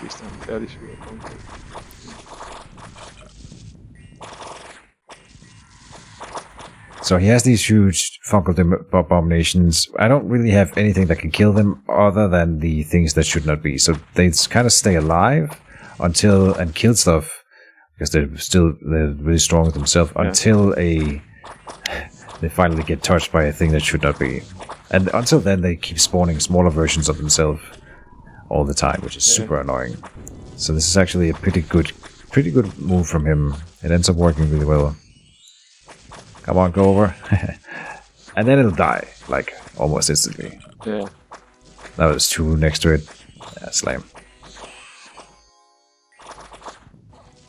But yeah, my communion slaves are dying. Okay, these guys actually, are not... that is... If I was playing Asphodel, I would try to get a lifeless super combatant, because he could actually kill those things that... which one? A super combatant with is lifeless. So, for example, a mummy, like this. If you use the spell where you can get back heroes as mummies, so one of his big guys get back as a big mummy. Mummies are lifeless, and so they can't lifesteal him effectively. He could probably take out. Right, I mean, I hear what you're saying, but... Yeah, but this only do 1/5 of the normal damage against a lifeless being. Oh, and you don't get any life back from it either. Right, I didn't know about that. I mean, it's after you have done damage, and then the damage is cut to 1/5 of what the damage you could do after. Yeah, okay. I mean, I believe you. I wish stuff like that. Yeah. This is you telling me about that is the first I've ever heard of it. So I wish that was explained somewhere, like in the life drain trade or in the lifeless trade. Yeah, it's something I discovered when using what they called umbrals as Agatha. These big ghost thing Agatha can get. They also do life stealing, and I noticed that when I lost some to skeletons, and then I was thinking, why are they? But because I knew they could do damage, and I only thought that they wouldn't actually drain life, get any life from dead things, but they actually also do much less damage. I think I calculated it to 1/5 of the normal damage. Okay, it's something you did yourself. I see. But after protection, so they do some damage, but it's much less than normal. Yeah. So if you had a really good super combatant that are lifeless, he could probably take on these. He would need to be pretty good because they would do some damage to him, of course. Yeah. Well, that would be a good counter. I agree. So there's always counters in the minions. It just matter. Yeah, of course. The right run. I mean, I know these guys are not unbeatable. It's the fact that we have like 15 of them running around here, supported by an army. Yeah, with the battles where they have been left alone as a group, and then they run forward into like a group of those undead. They will take losses. Some of them will go down, and sometimes some battles I've lost even though I had a ton of them. So it's not like they're immortal at all. It's just when mixed in here, they are really good killing power, right? Yeah, certainly. Probably one of the. Yeah, I don't think you could make an super combatant that was not lifeless that could win against like 10 of these guys. No. It would be almost impossible. 5 attacks is also insane. Yeah, and it's also life stream is also armor piercing. So. Oh right, yeah. So even very high protection don't really save you from that. And then of course, I mean, and it's so many attacks, so a high defense super combatant also really wouldn't work. That's all. I mean, this is the reason why I gave them strength, because I thought they had 23 as base, but if you get 2 extra strength 5 times and you heal more off of that, I couldn't resist. Yeah. Well, I probably would do the bless in a different way if I did it again. It was actually kind of funny because I think when we saw your bless first, we think, what are you doing? You don't go with the bless strategy as relay. What's that? And nobody has really figured out that it was because you want to rely on these white monsters. Yeah. But and even on these guys is pretty nice. Yeah. And we have, I mean, we have so many different. These are sacreds. These are sacreds. Yeah. These guys are sacreds. So there's plenty of sacreds to go around. In fact, everything you get from the white is sacred. Basically, yeah.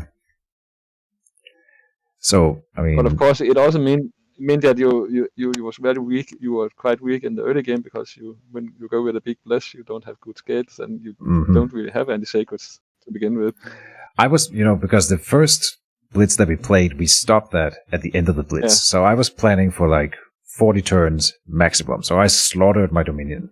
Yeah. Just thinking, I just want a lot of cool units to move out and get Cthulhu on the board.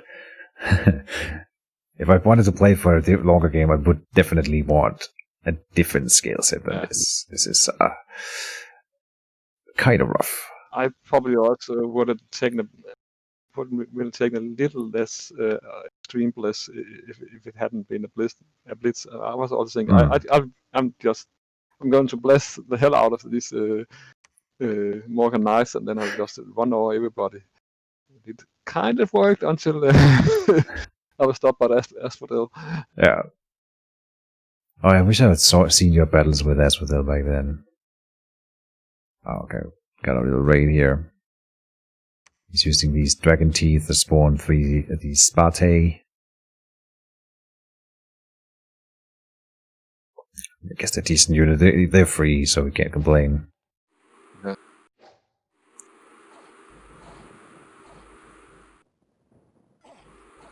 And she wins. A little raid at Undrase up here. He's all the way in here, and Remark. I think we haven't seen it, but I'm pretty sure at some point I saw some altercations between Nabar and Sitis over here. But I feel like probably Nabar pieced him out and something. Because he's definitely not like applying full force against anyone. And I'm not sure what his plan was. I saw at some point he had like I don't know if we have seen it or we'll see it later.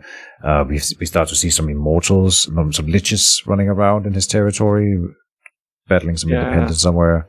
And so I think he's just sitting here biding his time, playing the extra super long game, waiting for everyone else to kill each other, and then he's gonna take over the world. He communicated a bit with me about. I think he wanted to see who was the strongest among me and Nabar, or if anyone was getting ahead, or something like that, because he considered, I think, going in against Nabar, but he may have wanted to do it, but I don't think he actually did it, even not in the end. Another little air raid, just an elemental. Yeah, okay, fair enough. Good rating. It's kind of unfortunate that scouts can't see assassination battles, because there's a lot of assassination battles between me and Nabar, where because when he don't succeed in his seductions and the corruptions with his right, then it can result in a battle. And I win at least half or more of those battles, so I actually take out quite a few of his corruptors and seducers that way.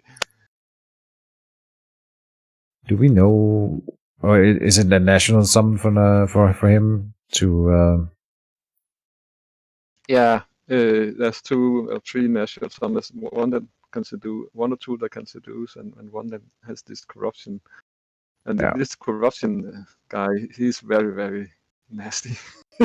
I don't think I ever see one. Here. Also, here it is. seduction don't work on if you have a female seductor, don't work on another female unit, so he can actually seduce my priestess or champions, but he can corrupt them. Here I make a mistake. A lot. I had those 4. In two Spruce Forest, they could have walked to Lake Vastness. I think maybe, just maybe, because he's pretty alone in here, this guy, maybe they can kill him. The fool. Yeah, maybe if you have had 8 of them, 10 of them. Here's look at it. I was trying something new, which I'm guarding commander here. And I learn here that is not a good idea. So then, because I thought so now he's close, then all the guards will come running. Yeah. That's not how it works. They just stand and wait. No. Yeah. And then he kills them one at a time. But honestly, I'm not sure, because you saw he just removed 1 in the first turn. Oh, he's fatigued out. Yeah. Oh, see, we have a few rounds here, but we can kill him. Yeah. Yeah. That's too bad, man. So I totally had the chance. Yeah. If they had attacked, they could probably. Instead, they go in 1 at a time. Yeah. Standing around, waiting. Yeah. I thought I was so clever with this little guard commander trick, because I knew he was going to fly to rear. One thing, how much? What is the? No, you are Think of the This thing? no. This yes. What is how much more do they have? Oh, pretty high. So Yeah. but you could probably if you made a very good repel, the super combatant actually repel most of their. No, you can't. Not that many attacks. That's the same problem with defense. You cannot repel go down in effectiveness too. But you could repel a few of them. Yeah, and he may actually be doing that now because he has so high attack. Yeah. That's probably why they don't really hit him. He just kills them. You can try to check it out. Oh, probably yeah, make sure. a lot of repels.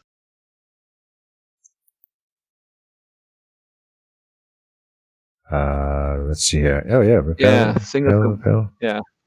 Huh.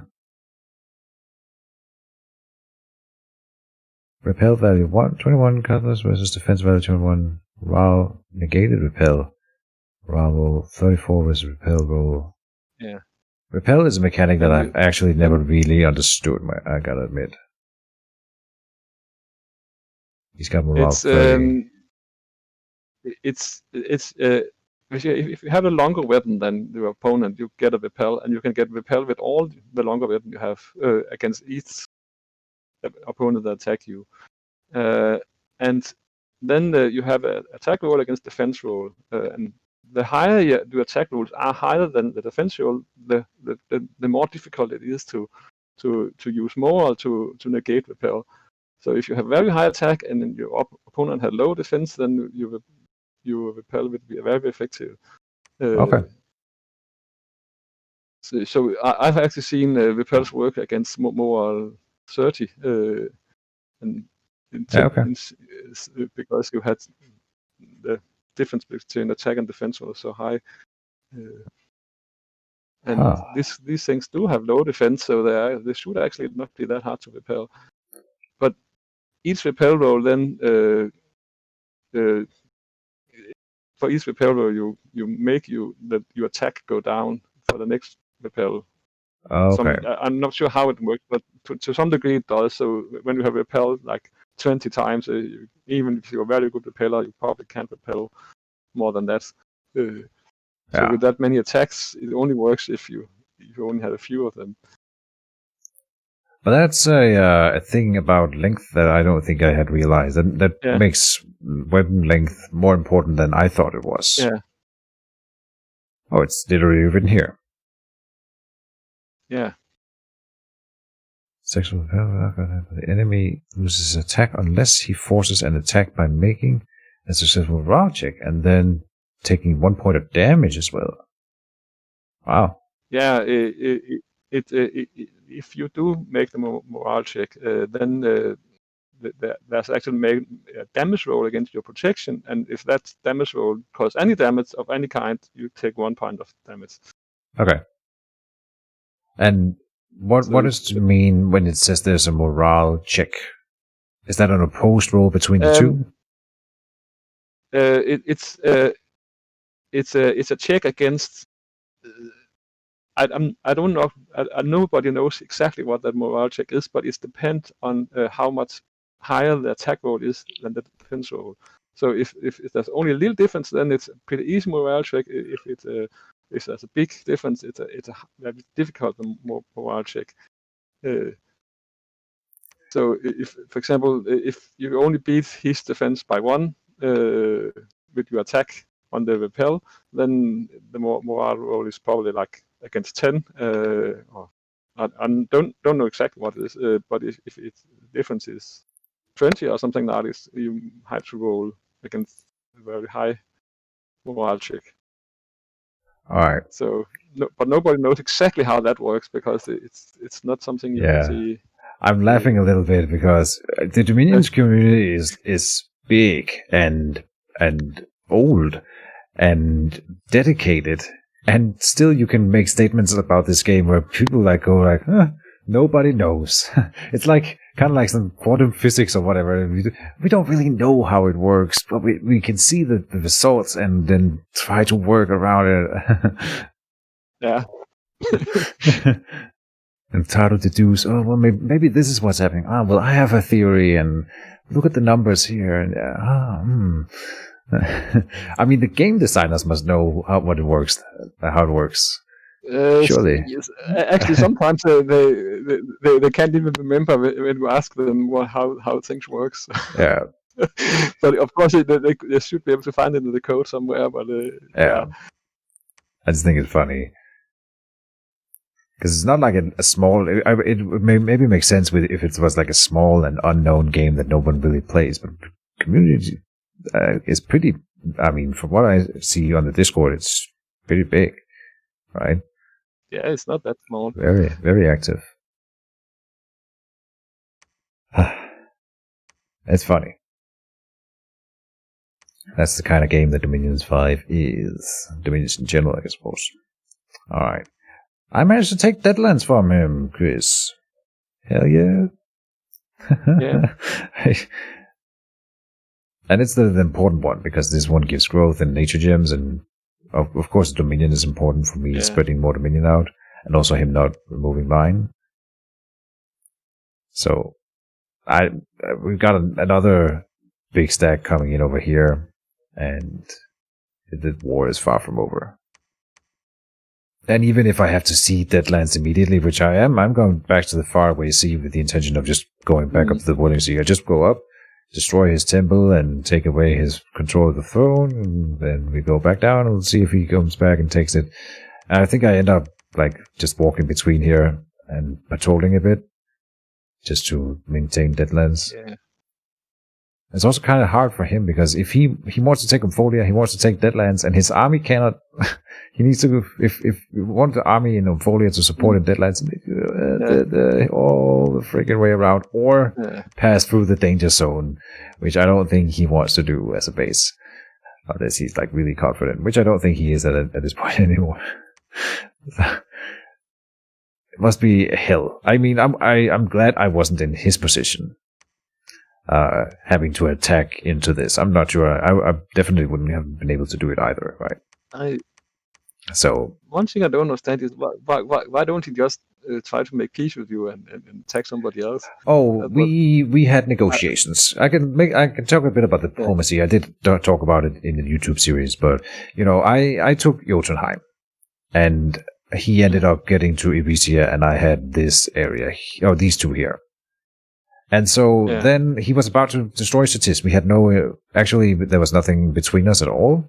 And so he was about to destroy Citis, right? And so I said, well, I'm declaring war on you. We had a non-aggression pact, so 3 turns I broke the non-aggression pact. So then he pieces Citis out, and Citis recovers completely to the state that he's in now. He quickly took his territory back, because Asphodel couldn't hold those borders anymore.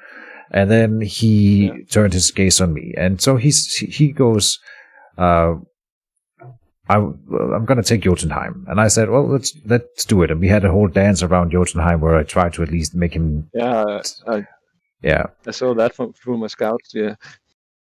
And then we had a dialogue about it where he said, I think he offered me peace, but he wanted to keep Jotunheim. So I said, well, no way. We can have peace when I have taken Jotunheim back. And then we never got anywhere from that. I was not willing to cave on Jotunheim, and neither was he. So basically, the whole war is over Jotunheim. Because I'm a stubborn ass. And what would I do? If I peace out with Asphodel at this point, what would I do? I would be in the Citis situation, where I'm just sitting, not attacking anyone, because I wouldn't really be able to attack and win against you. And then I have Navarre. I could have attacked Arzakosafal, maybe.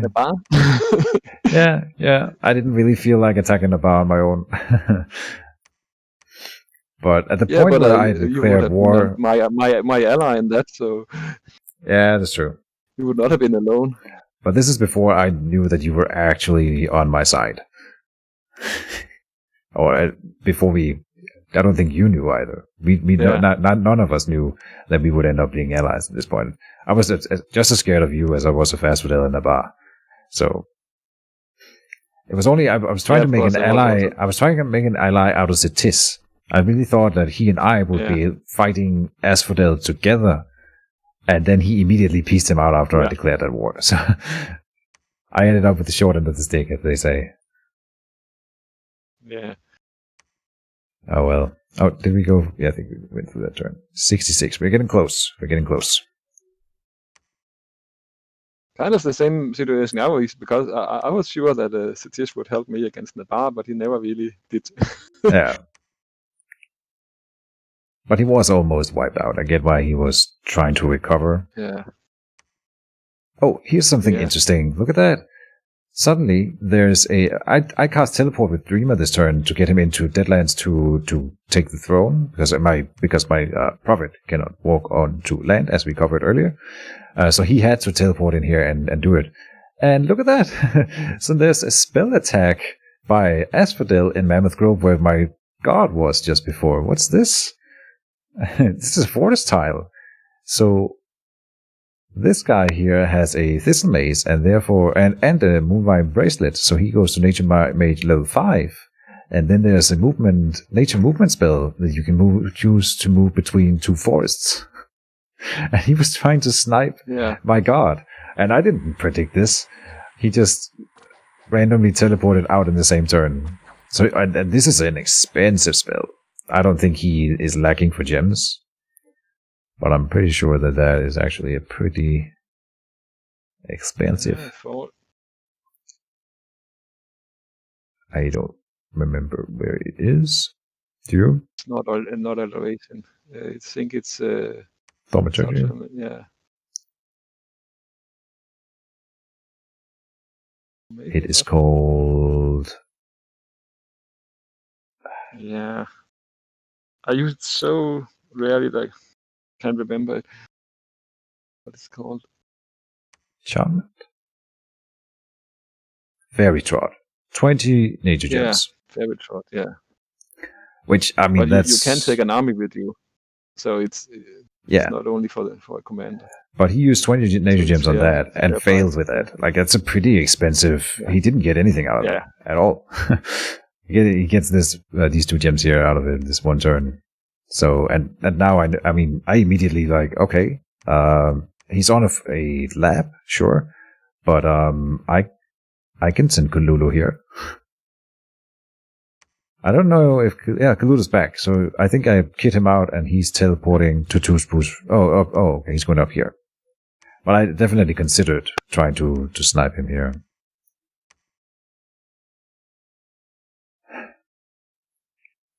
That was just lucky. I mean, if I lose my god, this one goes away. So that would probably have won him the war. That little move there, if I didn't teleport out that turn.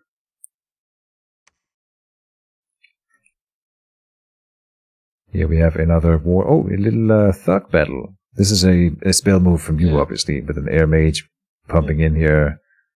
And you might ask, why am I using a Moonblade? Double damage against magic beings? Yep, and I think they are magic beings, yes. Yep. That's why. So pretty much one hit should kill. If I get a hit in.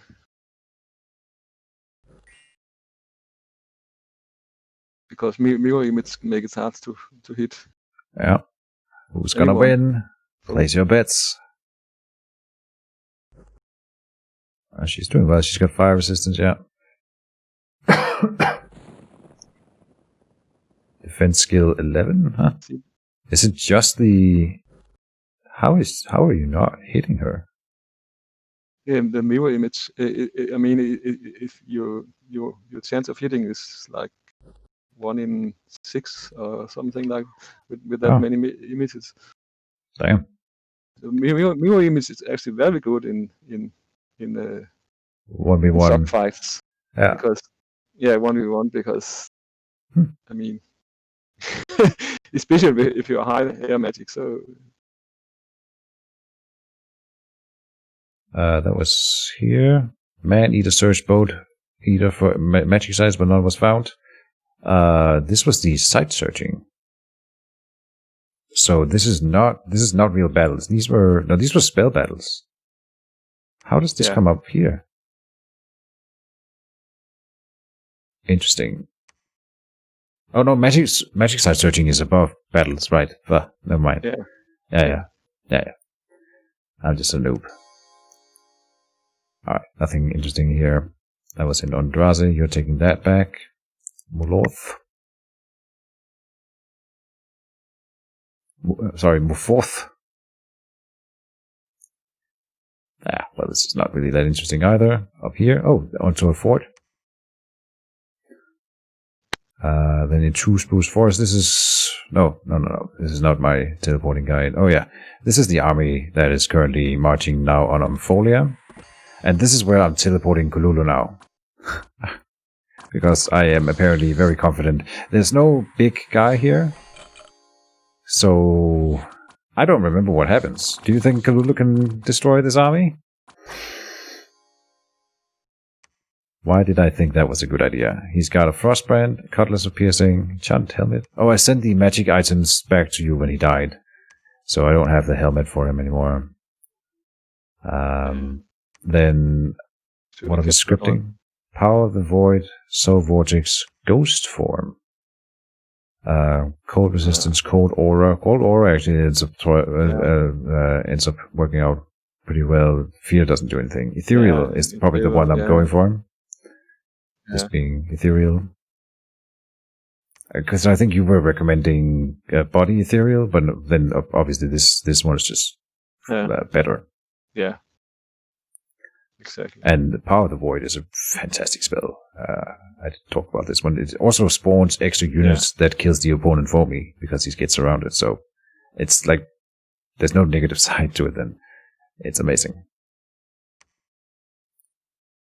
We'll see that battle next turn. He's teleporting into this stack here, 652 units. I don't remember what happens. It's gonna be fun. If I would add anything to those spells, to casting, I would probably give him quickness. In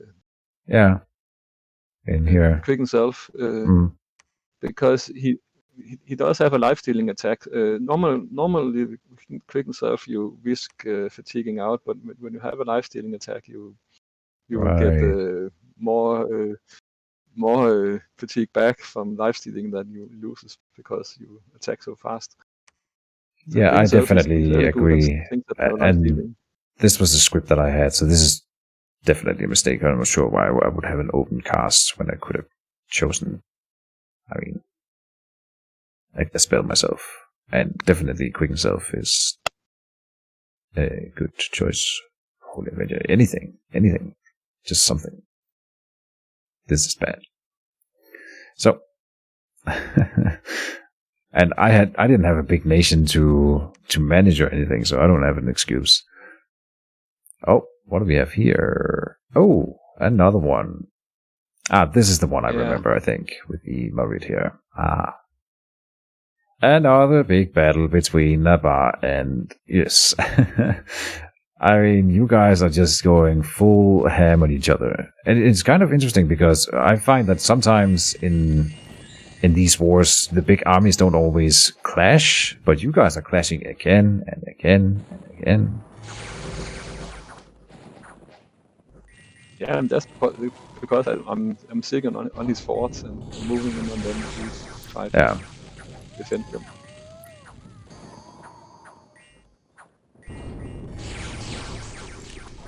It's kind of hard to... Yeah, this time my knights are working better because they're on attack rear here. And they're actually attacking rear.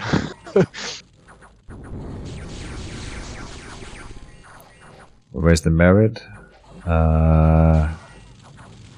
He's probably at my rear. He's probably... he's here. He's here. Yeah, he's there. Together with the Sylphs. Oh, only 50 kills. Alright. Huh. I think he had 2 Merit at this point. Okay. I kill a Merit in earlier, so maybe he has one now. I think I killed one in where I just teleport in and kill him with some princesses, I think, or champions. Okay. Pretty sure he lost one earlier on Aquasafal as well, where he tried to take it from you and then something happened. Yeah, I can't remember. But that was before we started streaming it here. Okay.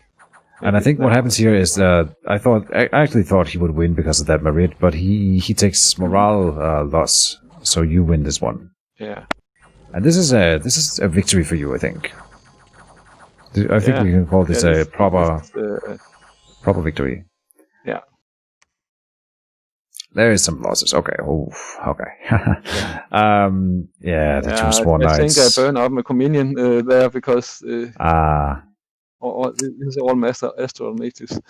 Yeah.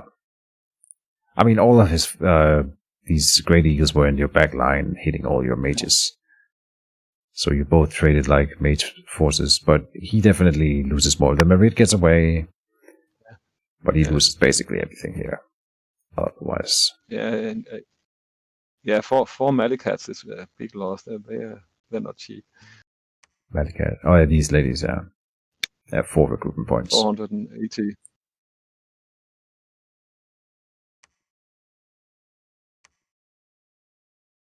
But you do lose them. The Swan Knights.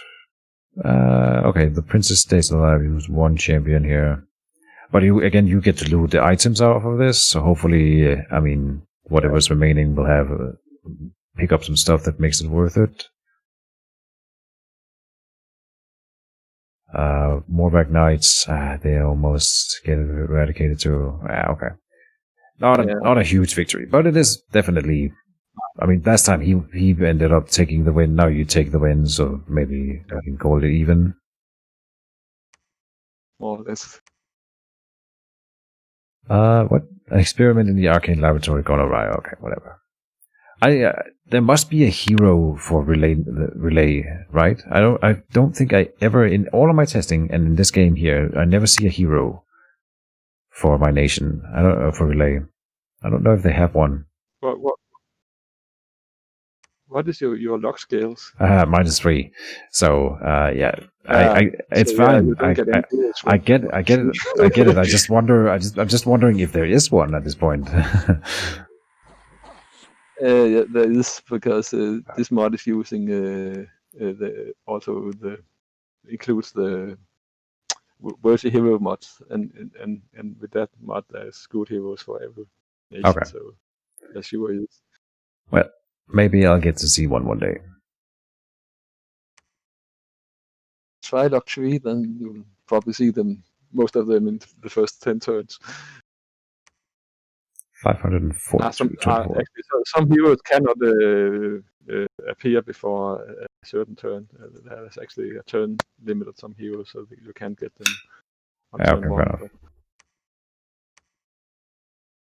Claiming throne. Moving and patrolling in here in Whirling Sea. Why? Who knows?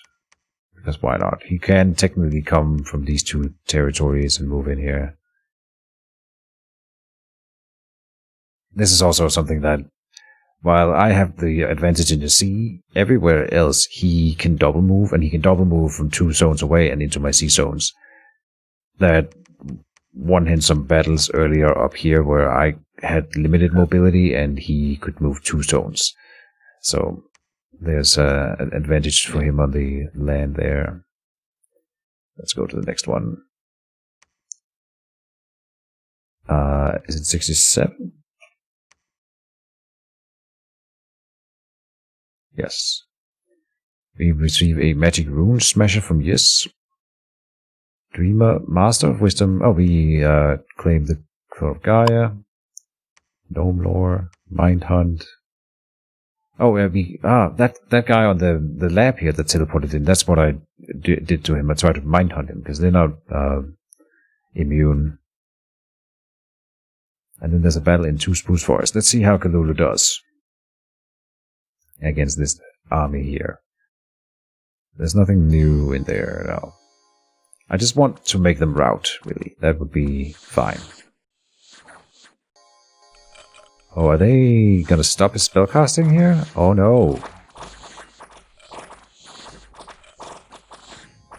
Yeah, but actually they typically cast a spell at some point unless they he has gotten the power of the void off at least, which is really important because now he's got the astral barrier, and he's got all the extra bonuses from that spell at least. And if he could just get the soul vortex off now, then he would be in good hands, I think. But still, he's just regenerating so much. He's actually got a he's weakened. Yeah. But here, I think with the state of them here, they can't run away. They're adding. They're probably not adding skeletons fast enough. I think he can probably chew through it. But what is it that ends it here? I forget. There was something about these guys. I forget.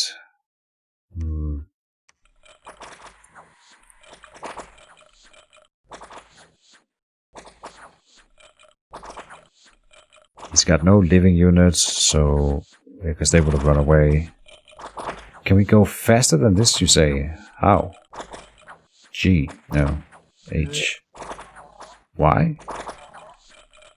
No. I don't know. There is a hotkey to... you can use... Oh, Q is quit. Alright. Yeah. He kills 277. You can see the hotkeys on our screen by using the question mark. I think. I just want to have done that before. Yeah. Super slow motion here, yeah. Fast, turbo fast forward. Alright, it's probably the fastest one then, right? Yeah. But I never noticed that there's like a super slow motion. I'm the kind of guy that watches most of my battles in slow motion just to figure out what the heck is going on, and I might try using that super slow motion every once in a while. I try not to do it when I record videos because then my videos get like 10 hours long.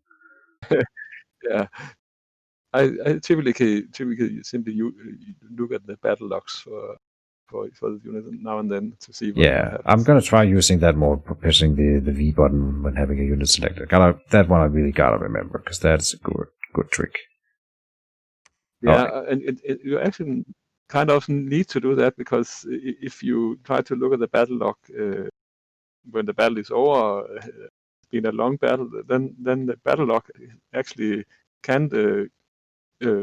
There's a limit to how much text that can be in it. So if the battle lasts long enough, you can actually see the start of the battle in the log anymore. Oh, all right. Didn't even know that. All right. We lose this battle in here. He ends up retreating. He doesn't die, so we kill 277 units.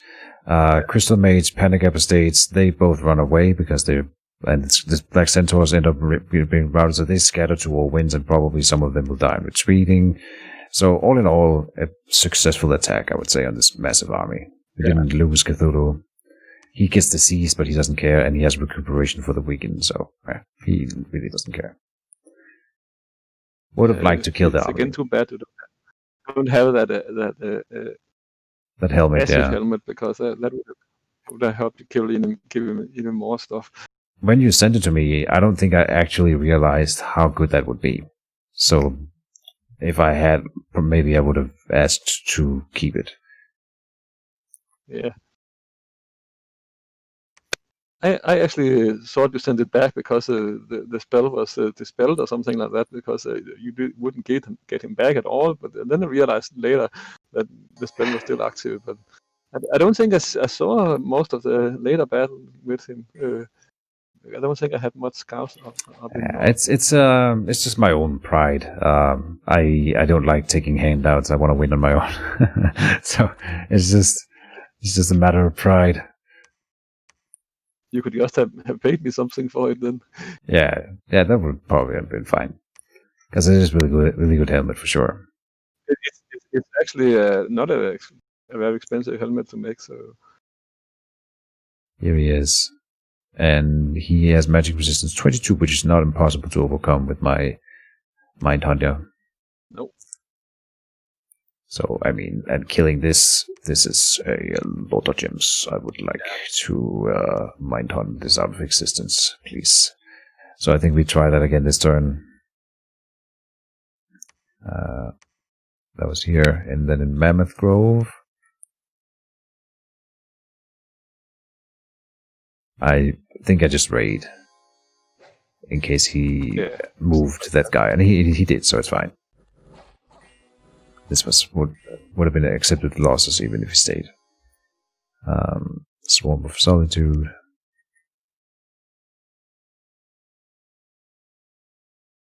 Oh. Yeah, I'm making a lot of these little raids now because I've been building up this force of meteorite guards at this point, and I thought they would win this. I was surprised to find out that they didn't. They just get absolutely mauled. Whoopsie. Not a big deal. They're not that important. They don't do anything in the big battles. Not really. They're more like Chef. But good Chef, but Chef. And especially because they have a pierce weapon. And it's magic and everything. These guys are actually what the really good relay players I have seen are using. I watched some videos on them. I definitely considered a strategy around them, but I ended up going with the whole blessed thing instead, right? And tanked the scale. But there's this look. I mean, even if I don't have good scales for them, whenever I can recruit them, I think I'm recruiting them just like on repeat in every fort, just because why not? They're good units to fill in an army. I don't know if you know, but Relay gets these this free spawn hybrid in all. I think it's only coastal, and they are so trash. I had like dedicated plans to suicide squads of these just to get rid of them, because I pay 8 upkeep for them a year.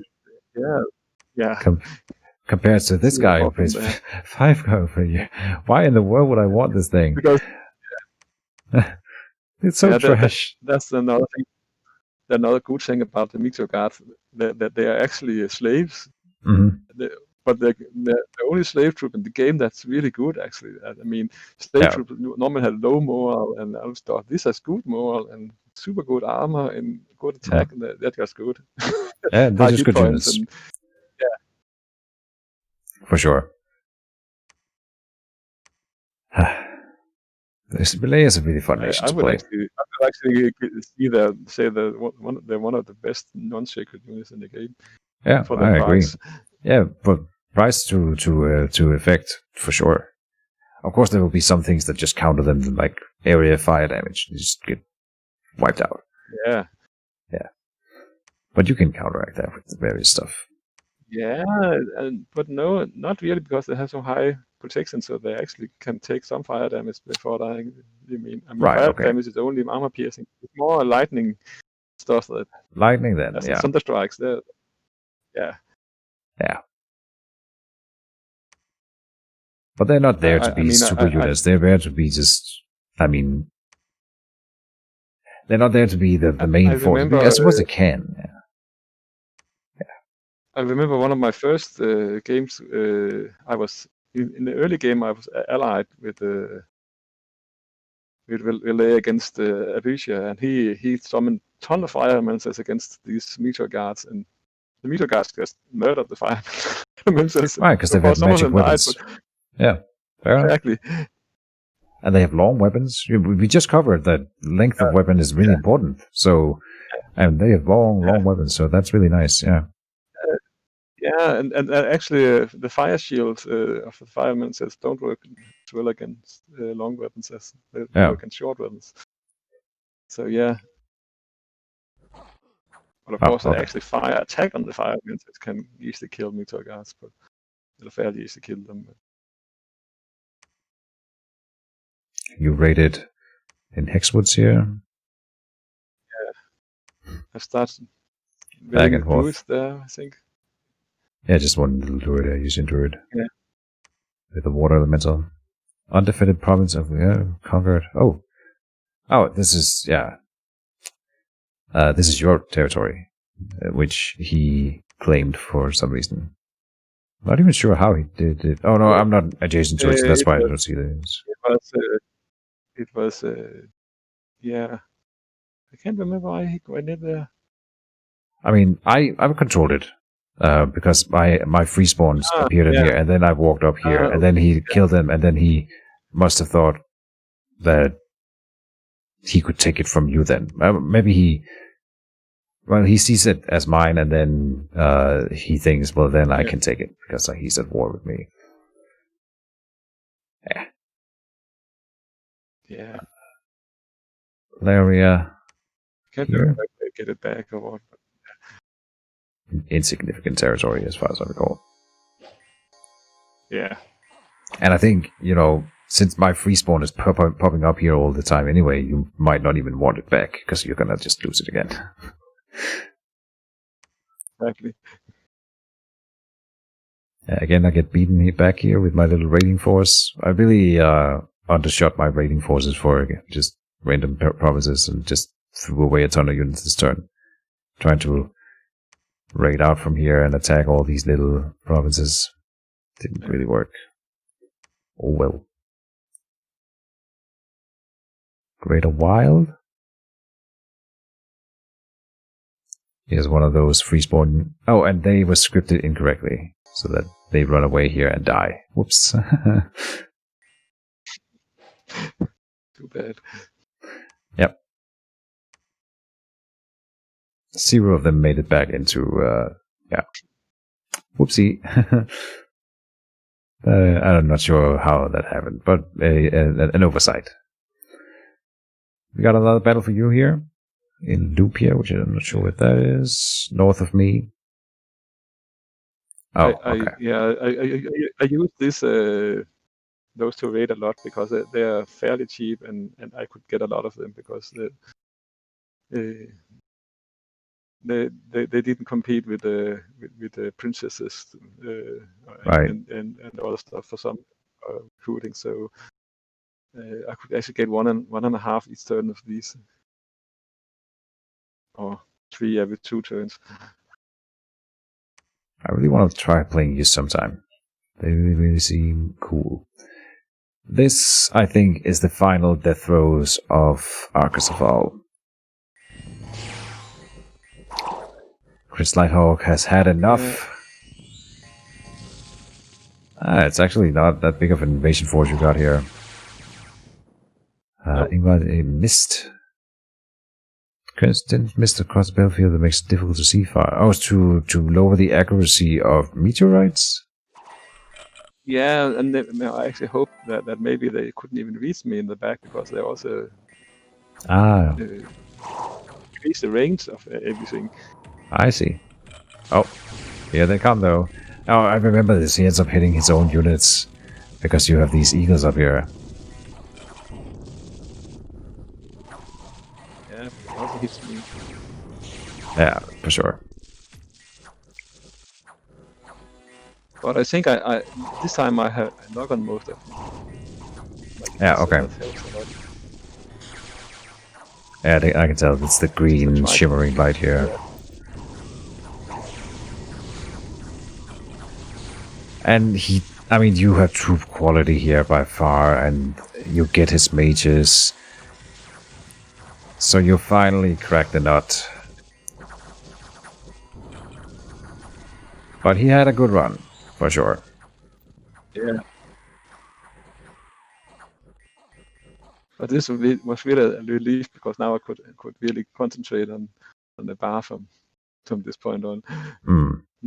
Not that the game lasted much longer because we stopped playing, but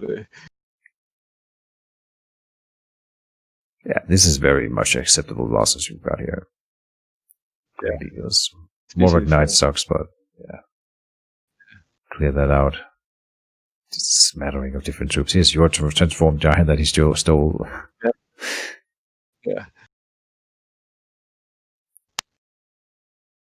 All right. Also, in one of my problems with the earlier battle was that some of my important mages actually got hit by meteors and didn't get some of the more important spells off. Right. So this time I had most of the important spells on the giants because they they actually I think can survive hit by meteors or also other stuff like lightning and stuff. They Oh yeah, don't die Meteor from. doesn't do 999 damage. It does 100 and something, right? That's true. So they can 150, technically. and Yeah. if you have if you have cast what's called there's several spells that give you resistance against bludgeoning. They do Oh yeah. bludgeoning damage. So if you have resistance against that, you can actually you only take 75 damage, and that's not enough to kill a giant. Oh jeez. All right. So he's taking Arkasval, which is kind of interesting. In the same turn where you kill Arkasval, Yeah, he takes Arkasval from yeah, you. yeah. I remember I had to decide if I wanted to defend Arcusifal or take out. Yeah. Arcusifal. I mean, take out the player or defend the old capital, and I decided that it's more important to take him out and then I take agree this with battle that later. idea. It's because he, as a player, he just from being in the game, he gets some free resources and stuff, and then his guard can come back, and you get much more out of eliminating that part of it and focusing on just having one player against you.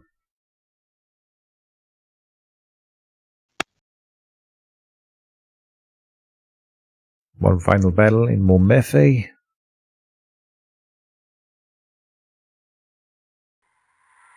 Oh, what about these floating eyes? Do you want to tell me about them? Because I see you've been using those a lot. What is your thinking here? They're not for fighting; they're for patrolling. They have a very high patrol bonus. Yeah. So simply to patrol out unrest. That's why I had them. And so you just sent them, like, how many did you make? You just put one in the province and set to patrol, and it'll patrol out unrest in a few turns, and then move them to a new province and patrol and so on. Okay. And they're pretty cheap to summon. So yeah. Okay. just probably the cheapest way to get rid of unrest.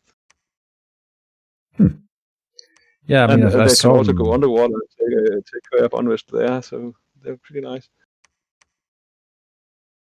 And I had a lot of problems with unrest in this game. Fair enough. I mean, I know I caused some of it, so I guess I get it. Yeah. Yeah. I don't know if you know, but it also has a side effect because I see them in your territories, and I knew the units because I've used them in another game, and so I'd never send scouts into your territory, never ever, and except like up here. I've got some scouts a little bit up here, but I never ever had scouts in here because I knew you were walking those around, and I was like, well, they're gonna find my scouts immediately. So, yeah, no scouts for you. Yeah, I mean, you probably need two of them to be fairly sure of finding a scout. Yeah, to be fairly sure, but increasing the chances significantly, right? Yeah, it is. But it wasn't really, of course, the side effect was it might take out some scouts. But you the know main what? reason was to. Here's a funny little thing. No, that can't be true. No, I thought for a second that maybe from this battle here, some of the units retreated in here, and then because he already was sieging, and so they would have been able to retreat in here. And then that was what broke it, but there's too many units here, so he must have moved some of them 2 zones, and then the rest only just 1. No, you know what it is? Right. There was an army here last turn. I teleport onto it. But it was in the same turn moving here, obviously. So that army is here now, and this army here came from Bigger Woods in this turn. So this is not the army that I fought. It's the army that is standing here. Yes, of course. Yeah. And they break Folia. But Kalulu is moving down to Mammoth Grove. Why am I doing that? Because I'm expecting this guy to come back up, maybe? Yeah. I guess that would be that. And you are doing quick yourself now. Yeah, no, I'm aware that it's a fantastic spell. I'm not sure why. Like I said before, he had that one cast. To be fair, okay, he got one spell off in that battle, so it didn't matter. But yeah, I know for sure he should have had it scripted. No reason not to. We got another Vastness. One of those guys that I threw away. This is only the second Vastness I've had throughout the entire game, I think. Oh no, what am I saying? Third. Because I got two very shortly after one another. They are so freaking good. And I threw away that other one. But you really need to cast Gift of Reason on them so they get Astral 3, having them as commander. Yeah. Otherwise, they're just a good Mind Blaster, which is also fine. Yeah. And they're sacred, so they get regeneration. They get all the things that I give to people, and they have this damage reversal. But they're not, they're protection 0. They are ethereal. Yeah. But we saw before how they can just get absolutely evaporated if they end up in melee with something. That's not where they belong. Especially if that thing have magic weapons. Yep. Like his magic sensors here. We got 2 more turns. Let's see if we can get through them here. 68. Mind Hunt. Didn't get anything. Man-Eater searched. We are the victim of an assassination attempt. Oh, by a deceased demon in here. I'm assuming we lose that one. Yep. Fair enough. And in Ministra, you are fighting in Nabar again. Oh, okay. Not really a fight. Just my army continuing on there. Yeah. The big army of Nabar. Just wound Merrow's chieftain. Maybe not. Okay, in Deadlands then. He's coming back in to try to take Deadlands from me again. Oh, with 2 of these guys here, this is really scary for me. At this point, I mean, how can I... Even if Kalulu is in here, this is really hard to stop. Oh, look at that, he gets paralyzed by this little commander. PD commander. Funny. To Spruce Forest, I am attacking in here again. And running away. Okay. Probably to bounce through from the other side here, I think. Coming in and then hopefully bouncing down here. Perfect. One of them didn't make it. No, they all made it. Perfect. So that worked out exactly as I wanted it, I think. Lupia.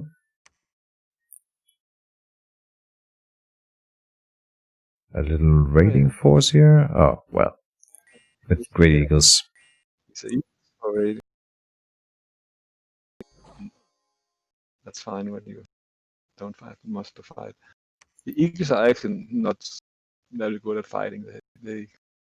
If I had like 20 promise defense there, they wouldn't. That. Yeah. Even though on paper it seems good, but in practice they are not that good at fighting at all. No, they're very low. They can be good for taking out the mages in the back line if you get them in there, and they don't.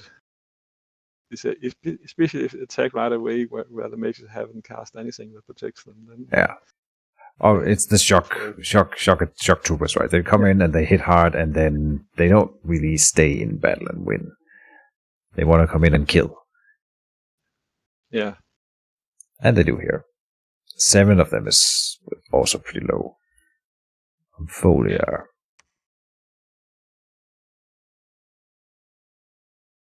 Oh, here I'm just trying to get out of the fort. So, moving out and then retreating. So, Umpholia, I think I've had Umpholia the entire game. So, Umpholia finally falls.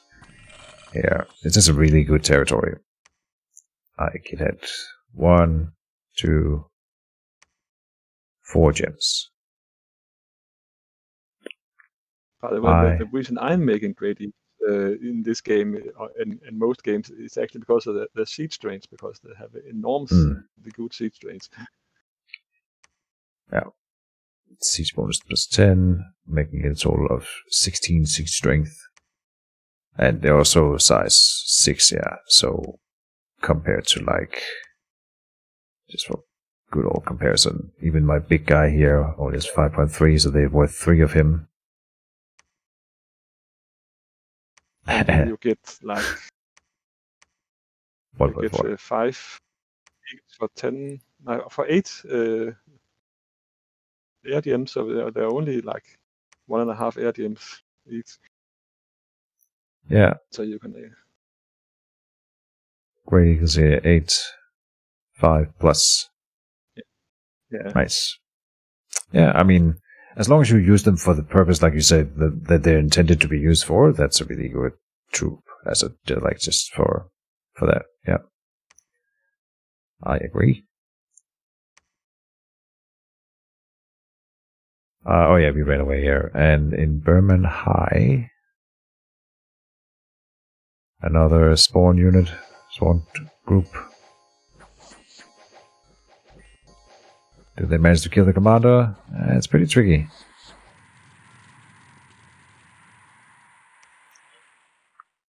Alright. An independent force is attacking Nabar. What do we have here? Some knights. Yeah, that's probably not going to go well for him. No, I don't think so. Either, yeah. Splat, splat, splat, splat. And you are being attacked by independents in Hexwoods, so the independents are going to war. Yeah. Oh, like a little. I actually think. Right here. This might. Yeah. This might actually. I don't think it's a spell. I just think it's yeah. It's some kind of event that causes these to exist in your province, and then sometimes attack, or you patrol them out, or something like that. There's some events that you can cast that are pretty cheap, but they make like a monster boar specifically, and I don't think they get these ladies with them. No, you don't. So this is probably just an event, yeah. But Hexwoods up here. Okay. In the middle of the war zone. Good luck with that. But there is some events like this where if you don't patrol them out early, then they build up more and more in secret, and then they suddenly attack take your province. And typically, when you are in a war and busy with fighting other people, you don't really have time to take care of that kind of events. Oh, Folia didn't fall. Never mind. He didn't attack in. Huh. Alright. I'm just moving out. The fortification in Momif is unharmed. Deadlands has been breached. And I'm not moving in this turn. I'm just moving up, posturing next to it. With my army coming from over here. It's building up again. We're up to what? 14? Yeah. Things that shouldn't be. Decent number. Most of them I experienced. This is me hitting E. See experience levels. Yeah. All of these experienced. I'm not really recruiting a lot of these guys anymore. Oh, they can't. They mind this. Yeah. Another visit. Oh, this is one of those. This is the only way I get air mages. I don't know if you've seen this one before. I had one earlier in the playthrough as well that I threw away because I'm that good. But these are pretty damn cool. This is a commander that I get through the gate. My only way to get air mages, and it's an Astral 4. Sacred again. I can teleport everywhere. I threw him away in the first big fight in Deadlands that I thought I would win. And then turned out that I was wrong. And one unit were cured of disease.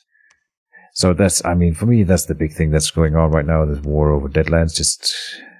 I'm never gonna be able to beat Asphodel. I don't see how this war would ever result in me beating Asphodel and pushing out and taking him out. I would need to, do something in research. And I don't know. I don't know what that would be. Like the Arcane Nexus or something insane. Summon some units or something that he cannot deal with. I don't have the imagination. But on the other hand, he has not made any progress against me in the last 20 turns or something like that. So I'm not sure if we are just in forever deadlock. Yeah, it's kind of a little like me and Nabar, except that. Yeah, I think we should talk about you and Nabar after the next turn here, because this is the final one, and then we'll go in. We can have a little bit of an after talk about the whole thing. What is this here? Oh no! Woohoo! You saw nothing. Oh, have I saved it? No way! Oh, that was not what I wanted to do. Do I really?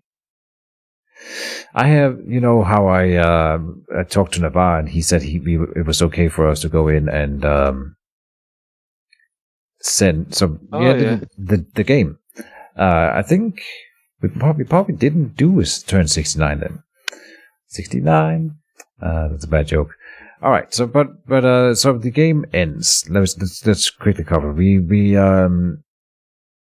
I guess it would be interesting to see the fights between me and Nabar this turn, because even though the game was ended, I actually said I actually scripted some of my artists just to see what would have happened. I just want to explain why I'm looking at one of my opponent's realm here, because this could be viewed as cheating, which is not what's happening. I was invited. We ended the game, right? So because. It wasn't my decision. I was okay with going on, and I think some people were expecting it to go further, but it wasn't up to me, because I was never gonna win.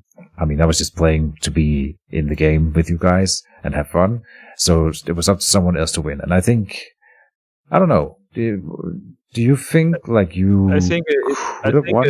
Especially, yeah, I think I would have won. Okay. Especially because what is happening here. And we also kind of decided that I was the winner, I think.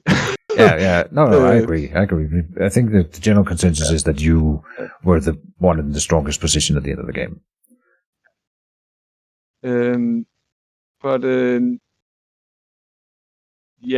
Because I think I was starting to win against the bar, and especially now that I didn't have Asphodel to worry about anymore, and the bar actually had enough thrown for me to win the game, I think. I already had.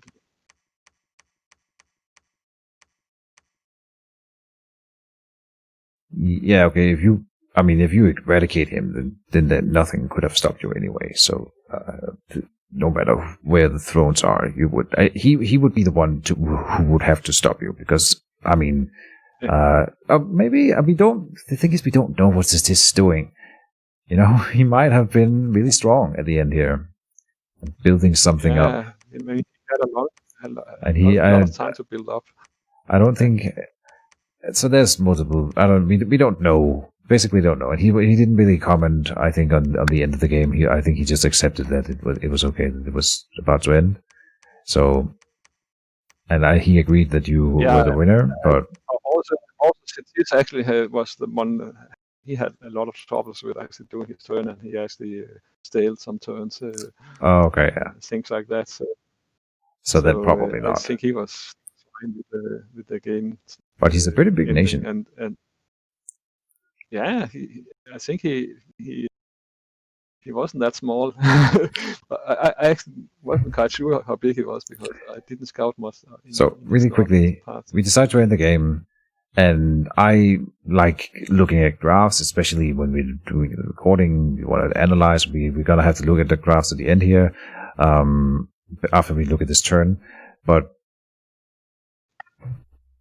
the way we do that is we send gems to me, and Nabar, he just gave me permission to log into his nation, send all his gems to me. That he has literally 0 gems because he sends them all to me, and then I cast the Eyes of God so that we get the graphs on my account, and we have those layered, put away for safekeeping. So, but I mean, he invited me to look at his nation, and so I took a gander around, and I think we should look at the battles at least between the two of you. I also really wanted to. I only script for the actually big battles, and I don't script my socks or any. So all the small battles might be between us are not scripted from my side. This is the seducer. I just wanted to see if right? Yeah. This is the one you were talking about. I've never seen this unit before now, so there you go. This is what they look like. But yeah. And then there's the corruptor, which is much worse than this one for me, because he can actually take over this guy, the guy in the bottom corner. This one I think is one of the corruptors. They got a corrupting ability. This one, it's actually something that only exists in the mod. Okay. This don't exist in the base game at all, and this unit doesn't either. I've had this one before as well. All right, so yeah, that's just a better kind of seduction, basically, because it works against any gender. Yeah. That's kind of cool. Nabar is a very cloak and dagger kind of nation. First of all, he cloaks all of his territories, and then he's got tons of stealth units and flying units, and yeah, they run around it, and glamour units that you can't see. Yeah. All right, let's have a look at some of the battles in here. We can skip some of them if they are boring. I don't know if you have some good ones in here. Oh, this is a assassination battle, I guess, because he failed to. Ah, okay, that's what's happening. I see. And I actually win some of these because of.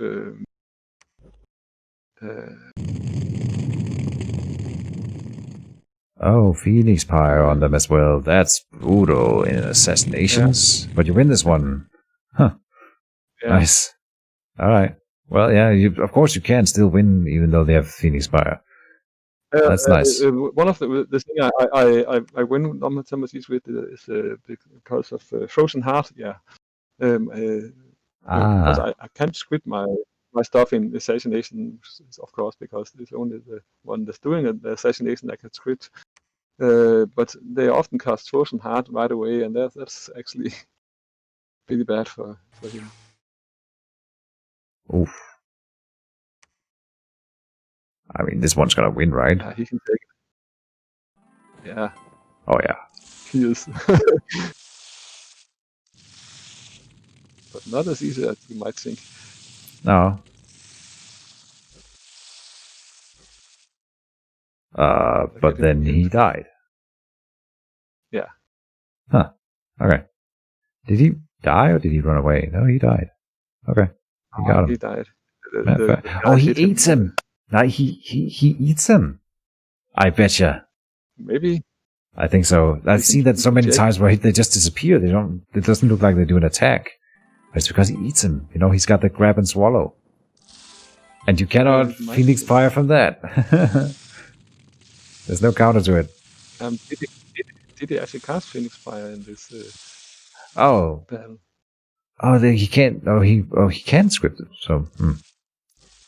Oh, he does hit him. Okay, maybe that wasn't it then. Ah, okay. Yeah, it's just hit. Ah, he didn't get him with the grab and swallow. All right. Ah, that was fun though. As long as it lasted. I mean, he corrupted the moon mage in here. Yeah, All this right. guy. Water breathing. Fair enough. Battle in Lupia. That's my rating. Ministra. Man, you guys have way more battles than I was seeing. Yeah, we had lots of battle every turn. Oh. I forgot the Marit here. Yeah. This is he tried to do some tricks here to stop my army.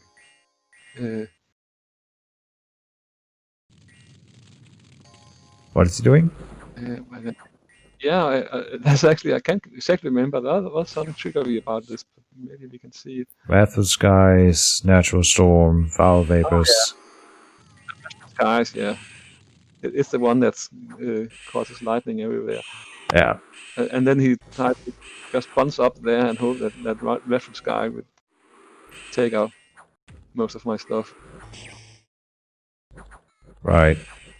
Transform Giant. Ah, Shakir the Marida. Growing Fury. And he has two of my really good princesses on his side. Yeah. They die. And then he goes running away. The other one is up there too. Still. So you win. Oh, and it, yeah. Yeah, it didn't work at all for him. This battle was totally a win for me. Oh, yeah. Except that the Merit got away again. I mean, if you push into the territory and you take out half of everything else, then you can't complain. No. That's a win for him. Balin Mark.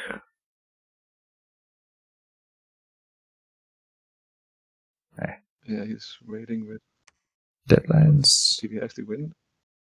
I don't know. I mean, yeah. Yeah, he did. How? Okay, now I'm curious. Is that Wolf? Oh, he's a Fire Mage level 3, so he's a Fire Elemental. Yeah, okay, whatever. That explains it. Andrase.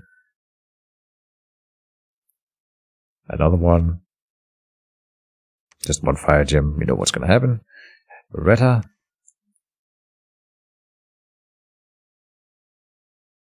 Yeah. I could just click here. Oh, Forces of Special Monsters. What? Special Monsters attack using one. What? An unremark. It's just some random elementals popping up. Sure.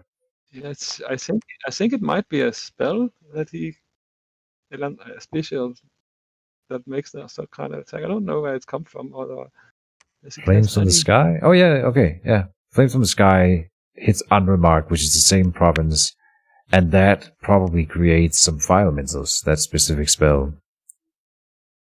Yeah, then had maybe Flames from the Sky. It would have to have been changed.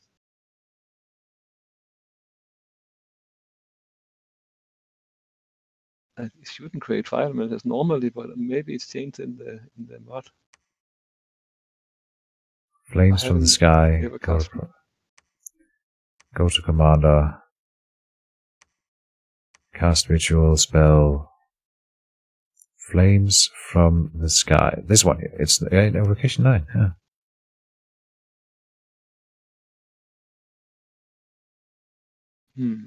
Nothing about nothing about that. Huh? So they would be. It can be a random event because it happens between the normal battles, so that's why I think it must. But if it was a spell, it would come in earlier, so it's really odd. And it also says one fire elemental here, but there's clearly like 6 or whatever. No idea what this is. Yeah. I can remember it was there, but I never figured out what it was exactly. Okay. See, this fire elemental has 1d6 fire elemental with it. Okay, so this is just the one. But where did it come from? And where did it go? Where did it come from? Cut my Joe. All right. Sorry. On to Akasval. I want Akasval back. Oh, this is outside Akasval's force. Yeah, okay. Yeah. Oh, Demon Knights. Ooh, fancy pants. Yeah, they are actually mercenaries. And a Black Knight. Oh, okay, really? Huh. I was wondering how you got them. And he tries the same trick here, but he also casts Firestorm. Firestorm? Oh, wow. I don't think I've ever seen anyone cast this one before. Firestorm is very good against things that are not fire and yeah. don't have a lot of protection.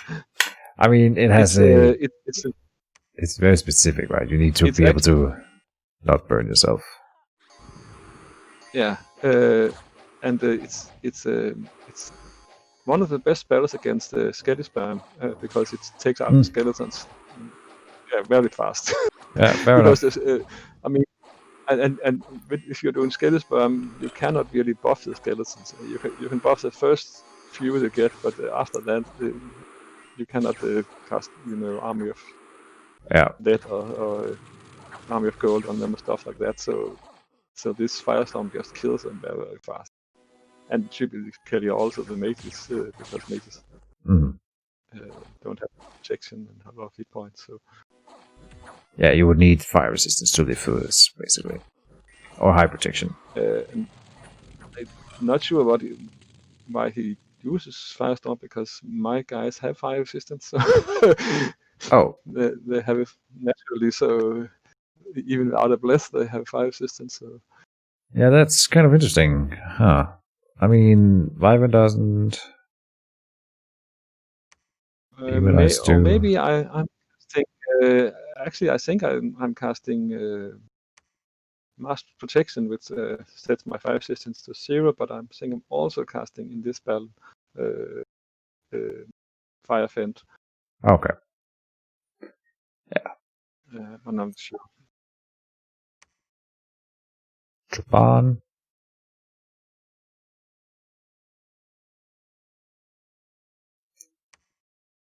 Same 7 Great Eagles.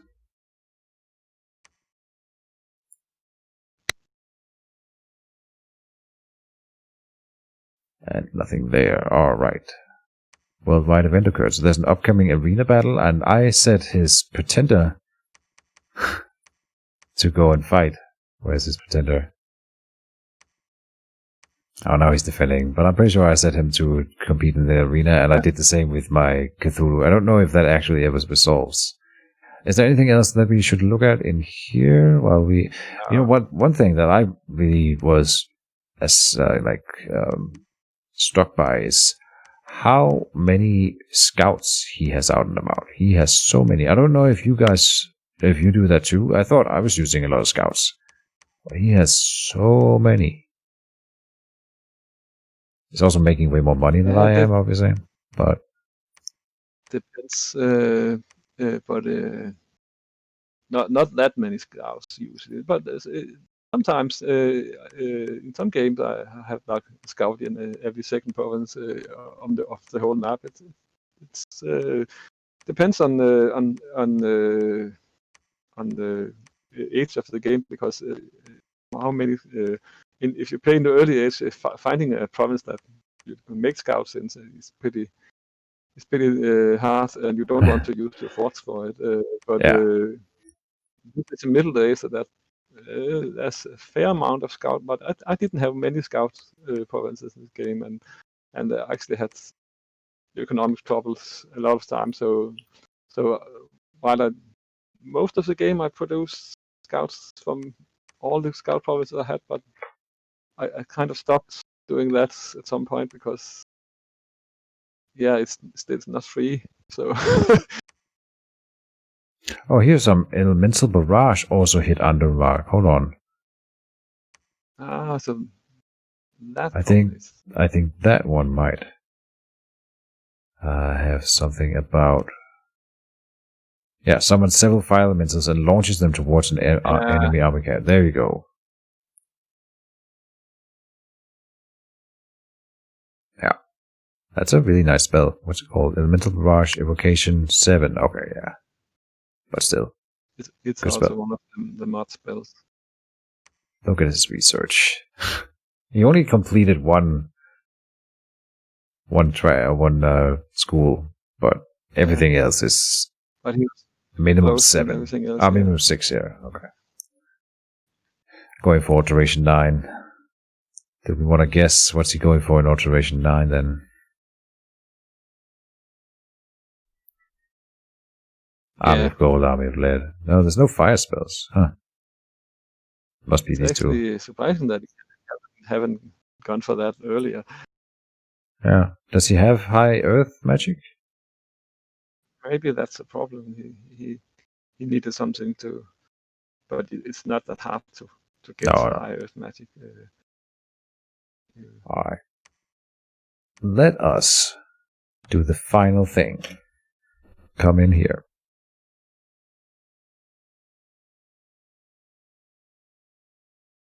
Worldwide event? No.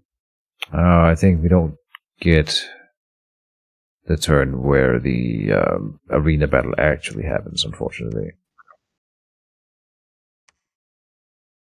What's happening? Yeah, there was some kind of troubles with you casting that spell. You didn't do it, or so you had to go a turn more than we. Yeah, something like that. I don't remember. But here we go. Eyes of God. We are in turn 72. Yeah. So I think I don't remember what. I think I might just have forgotten to do my turn because there was no pressure anymore, and so it's like, okay, I'll do whenever, and then the turn rolled over again. Yeah. But whatever.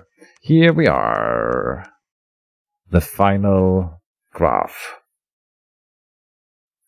Yeah, and we should remember that the game actually ends about here-ish. Yeah, a little bit before the final turn. I mean, just the final curve you can ignore, right? But the most important, the interesting parts are always like in here, anyway. And down here is also kind of it. Look at that. For example, Mr. Ceticia with the early expansion. And look at how bad mine is. Will I catch up? A little bit. Towards the mid-game.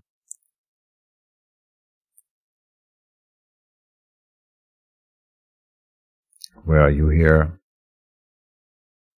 Middle most of the way. And then by the end here, you clearly dominate, right? Along with Asphodel is about your size. Yeah.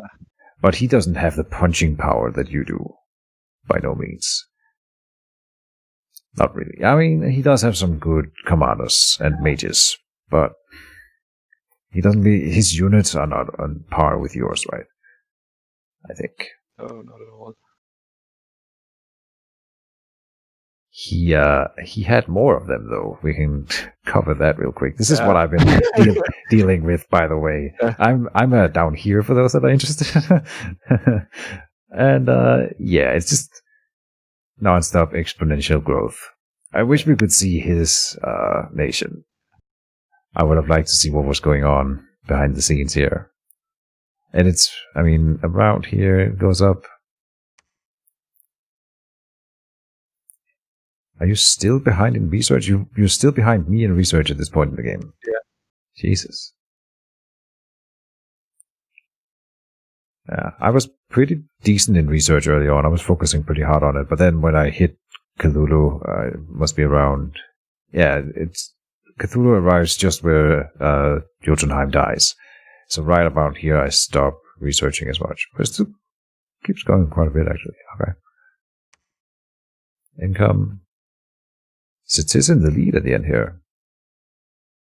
I suppose because he's the only one not in war.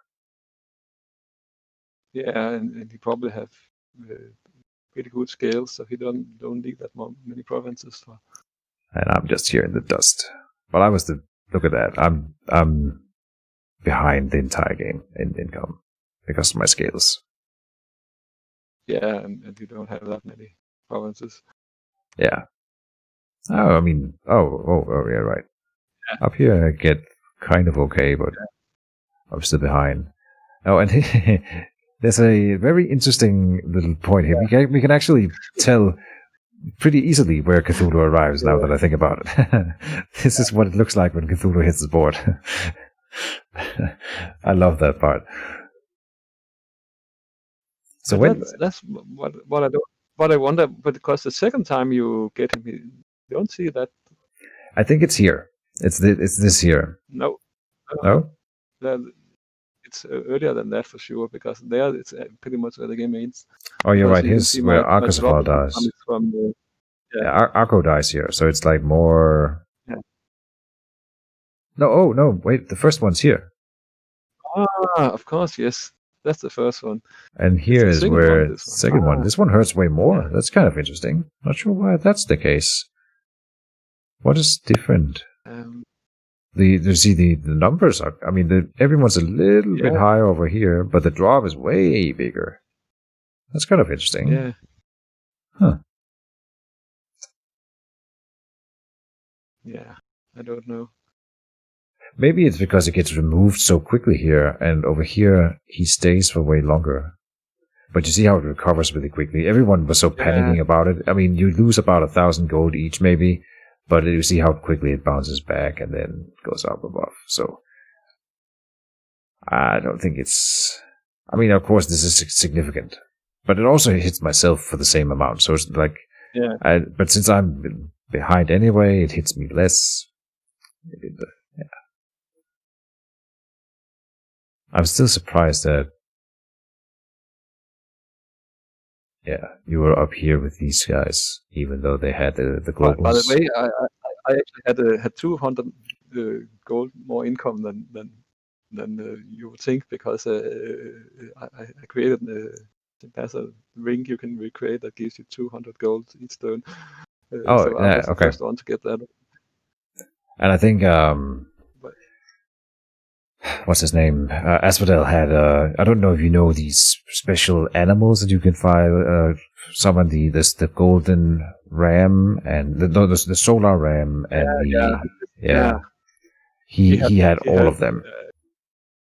I tried to get some, but when I tried to and they were already summoned, I stopped trying. They died here, all of them. Yeah. Because they were in that battle. I think he was really confident. This battle in here, that's the one where I had my prophet had 200 HP and couldn't die. So he timed it out and everything died. Yeah. I didn't mean to design my prophet to be like that. He just got that heroic trait, and then because he got that heroic trait and stayed alive for so long, it kept growing in HP. And so at the end, he was just so freaking buff. And then with the regeneration buff, bless and all the things, he had that the Necronomicon or whatever that casts spells, so he was blinking around on the battlefield. It was amazing. It was amazing. Here we also see something that I didn't really know. Look at this. Is this with Cthulhu hits the board as well? Must be. Yeah. Yeah. Does it hit Dominion that much? I didn't know that. Only the first time it should, because the second time you cannot really see it. And it doesn't. Well, it hits me just as much. Huh. That's not a part of the description that it hits Dominion. And let's see if we can do it. So here's the second Cthulhu summoning. It's around here. Yeah. Nowhere near the same.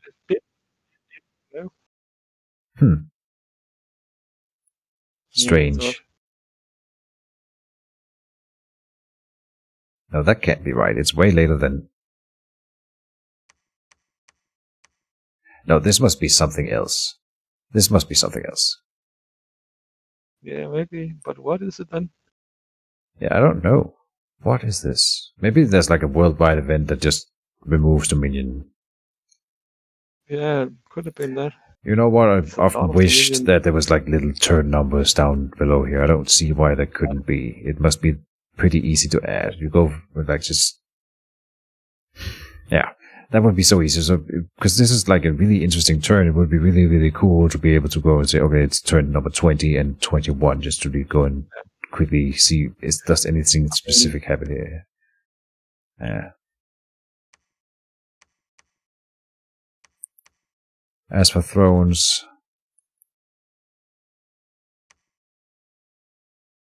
we can remove those that didn't have a chance of winning. Yes, Yeah, I can remove myself here. Yes. Okay, so this doesn't even... what is this? 3 points? Yes. Okay, I thought he would maybe have more, but no. All right.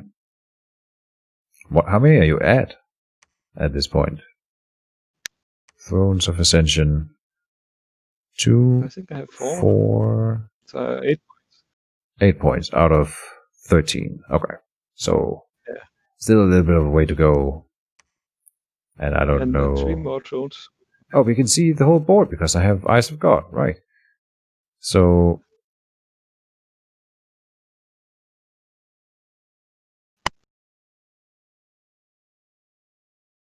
I want to remove not thrones. Okay, this is not something I usually play around with a lot, so forgive me here. Oh. It's not what I wanted. I wanted to remove names. I want thrones, obviously. Okay, here. Yeah, there. That was the throne. Kind of got back from from Asphodel because he and then they won the water and this. I have considered for a long time, and I should have done it way earlier. I should have given you this throne here when you were here, and Asphodel was coming into my nation. If I had just, I mean, I never got this one back. If I had just given you this nation, this throne here, you would probably have taken it, I'm assuming.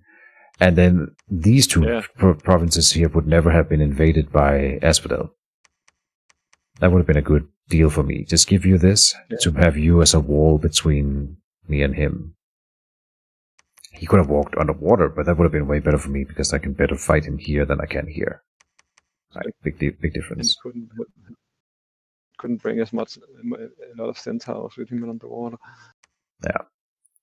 And honestly, if you take this one here as I give it to you, you might even get another target painted on your back, and then that could be good for me.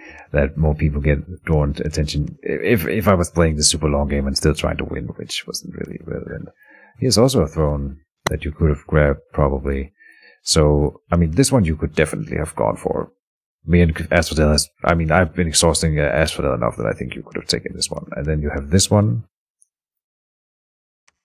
So then you need, what, one more? Yeah. And I'm assuming... And that's the problem. I need to go deep into Navarre to get... there's one here, more. But then you're drawing the attention of the one nation that literally has nothing else to do than hate on you for the rest of the game. So maybe not maybe not a good idea. I mean, then there's this one here, and I don't think... I mean, if you really went for it, and you already had this one, you're fighting over this. Might have been possible because you live right here, right? So you could just sneak up, and you could even... I mean... I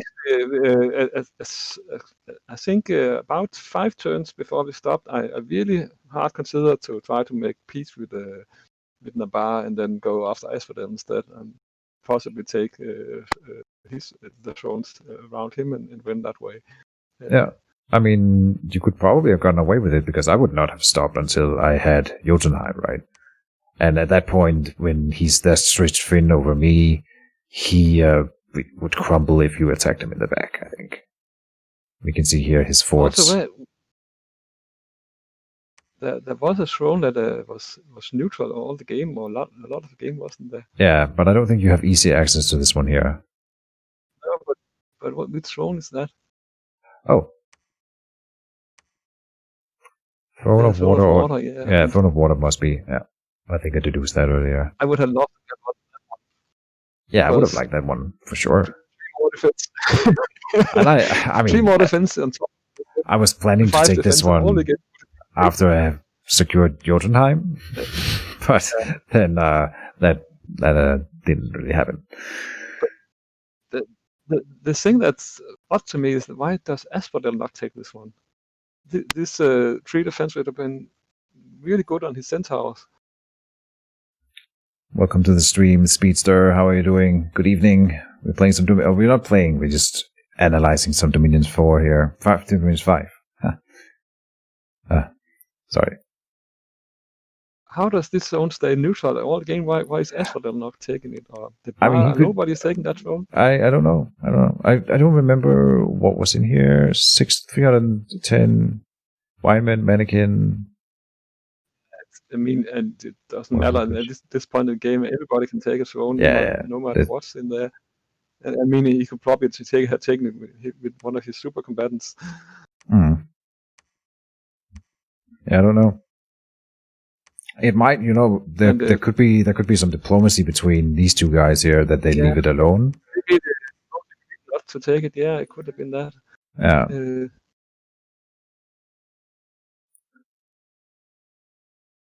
But he could have used some hydromancers against me, for that matter.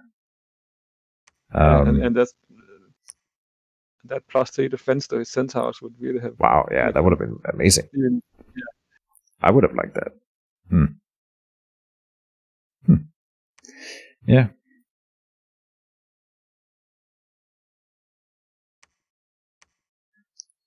Do we have anything else? Who is that? Oh, okay. Yeah, like, okay, well, the bar has some of them, but and they're all dead. All dead. But look at that. Hey, Vulcan. Hey, and is that my only guy on the list? Yeah. But I had, what is this? What was it called? In this province here, there was the Ancient Master. And Vulcan, he studied with the Ancient Master for many years until he became a legendary hero. And then he walked out, and in the first battle that I used him, he died. No joke. He just sat in there. Yeah, see, he got 2 kills. That's why he has no kills and lots of experience. Yeah. He sat in there just training with his master. Yes, master, I am ready. So then I think I gave him a lot of good equipment. I was like, well, he's a thug now. He can go and take a province on his own. And then he just got absolutely floor wiped.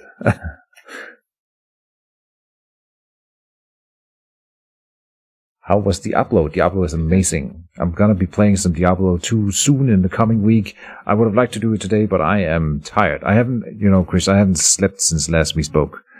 I don't know if I told you that already. I don't think I did. I'm a little bit tired at this point. But we are almost through. I can understand that. Yeah.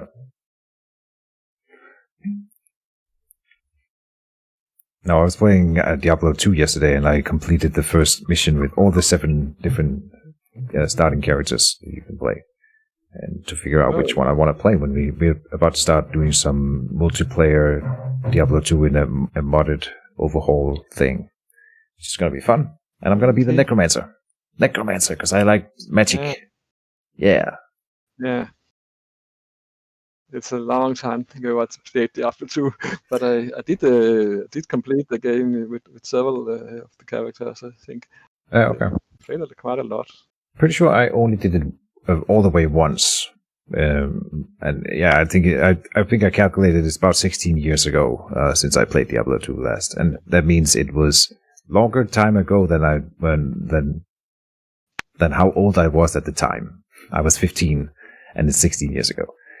So, I feel old. I was a bit older. Okay. I'm older than you. Okay. Fair enough. Yeah. That was an amazing game, though, in its time. And I played it, like, yesterday, like I said, and it's actually... you can see that it's old, and it feels old. But it's still a good game, and it holds up, I think.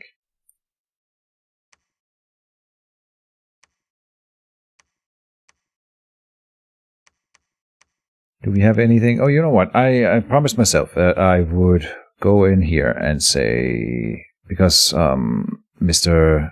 Nabar has actually written a little post-mortem note here because he couldn't join us and talk here, so he writes, I will say about the game, Nabar is pretty cool new nation, and I have learned if I'm neighboring Nabar and they start breaking into blood, form a coalition and murder them ASAP. Those corruptors they can summon, they are very, very silly and obnoxious to handle. They either kidnap or kill most stuff that is not fully kitted Yistak.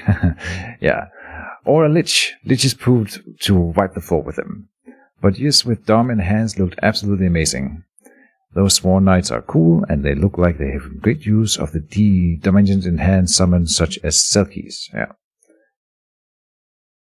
So, but he basically... Never got that many Selkies. Yeah. It's kind of the same thing you said earlier with the Blood Nations, right? And he's a Blood Nation. Yeah. So he's actually not a Blood Nation. The Nabar is not a Blood Nation, but if they get into blood, they have some very good natural blood spells. Oh, well, okay, then I would consider them a Blood Nation, but... Yeah, but it's kind of hard for them to get blood started because they don't have any blood mages, if I remember right. This is not how you do it. You go quick without saving, tools and quick tender. Were we Middle Ages, right, I think? Yeah.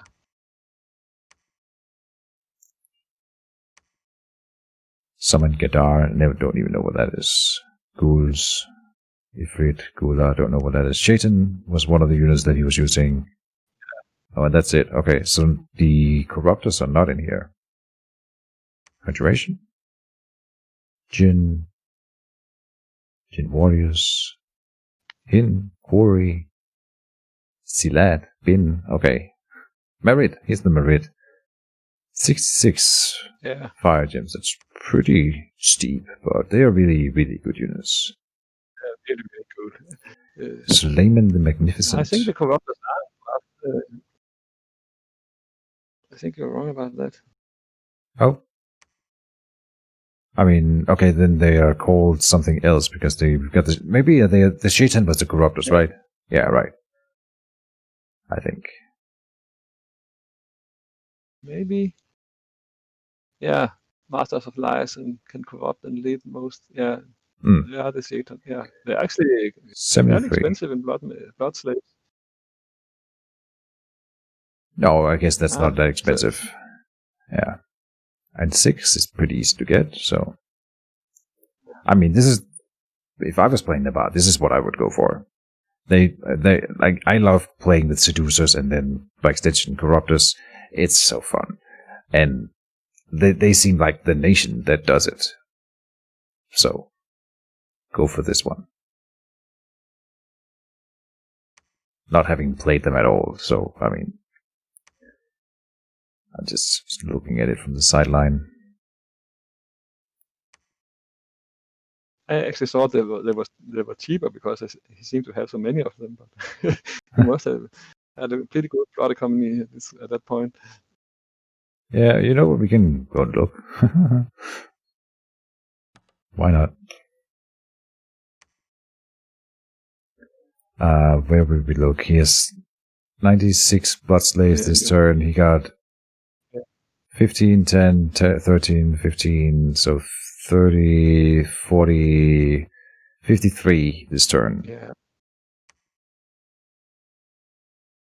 And he does have unrest as a result, yeah. I kind of tried to hit some of his blood hunting provinces, but then he protected them pretty well, and they were so much in the back, so couldn't really get them without anything other than the Sworn Knights, and they wasn't really strong enough to take them out again pretty early. So I didn't really manage to disrupt his blood operations. Oh, you see, summon the monster, the boar, and the yeah. I forget what it's called, like a deer or whatever, magical deer, in here again.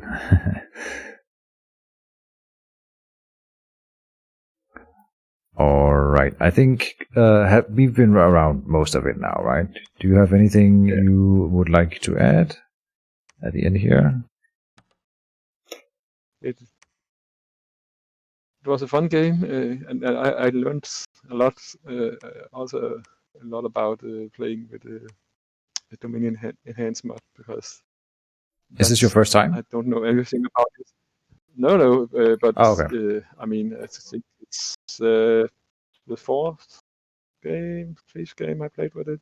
So I have played a fair bit with it, but it's also get upgraded all the time. So there was a lot of new stuff in it that there wasn't in the last time I played with it.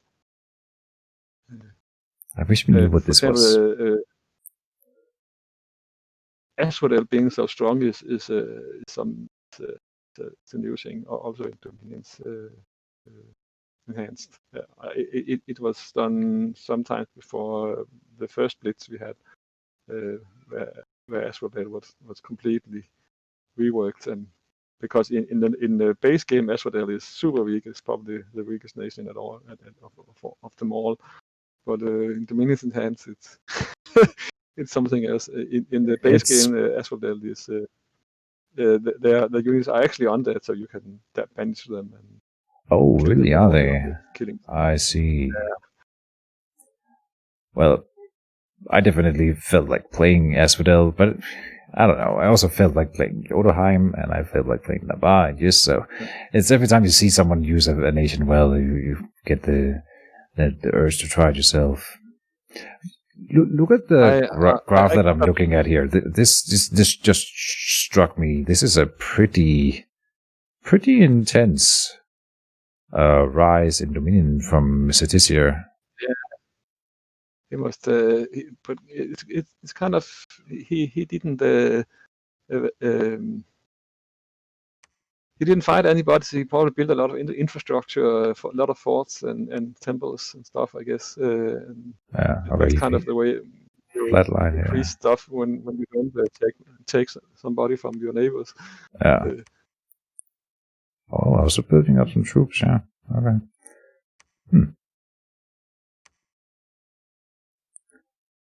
But yeah.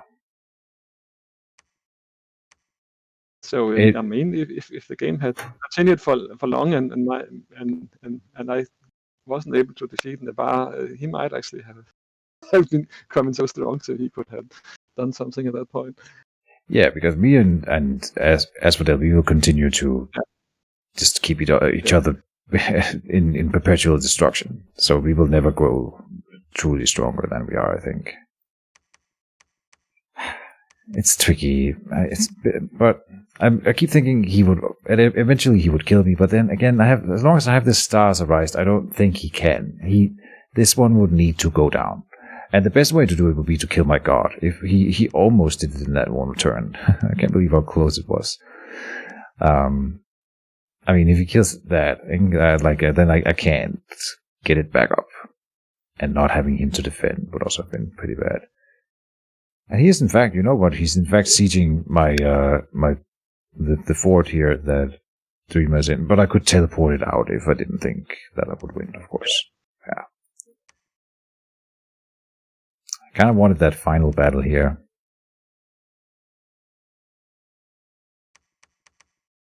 But it is all good. I also had a lot of fun with this game. I am hydrating Speedster. This is the only thing. I can't drink any more coffee today, so I'm just drinking water and trying to stay awake. And with that said, Mr. Lighthawk, I do have to go, I think. It's been another 3.5 hours on this. So thank you so much for joining me. This was really nice having someone to talk it over with, and your knowledge of the game is clearly beyond mine, so I feel like you added a lot by being here. Thank you a lot for participating. Yeah, thank you for giving me the option to do that. It was fun. I hope we will play more games in the future, more Dominions. Not this year. Yeah, and next year. I'm I'm actually doing a break from Dominions right now. I'm not playing in any games because same I here. want to have time for other games sometimes. So I tend to take a half-year break from Dominions now and then I get lured into playing again. I had told myself I wouldn't play another game in this year with you guys, but then, when the guys start talking and they want to play, it's then you start thinking about what you want to play, and then I could go in and look at this nation, and then it's rolling. So maybe but we should if you next year. One more thing, you spoke about trying to do what is called a disciple game. So if you do that, I would like to participate. I think we could even be on the same team. So yeah, sure. I mean, if these guys are interested in playing more with us, I will suggest a Blitz game because I've been dying to try that for so long. Silence here has written a wrap-up report right now that I'm just going to skim through it here. Literally right now. This is the guy who has played Akosafal. So, let me see here.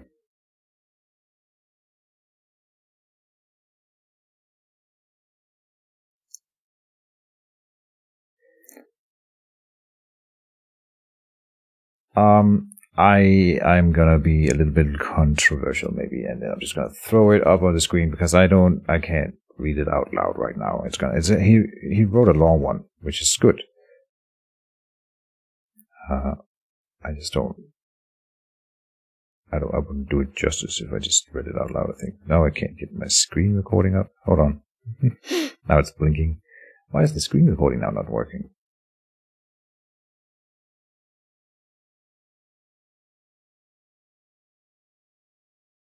Hello?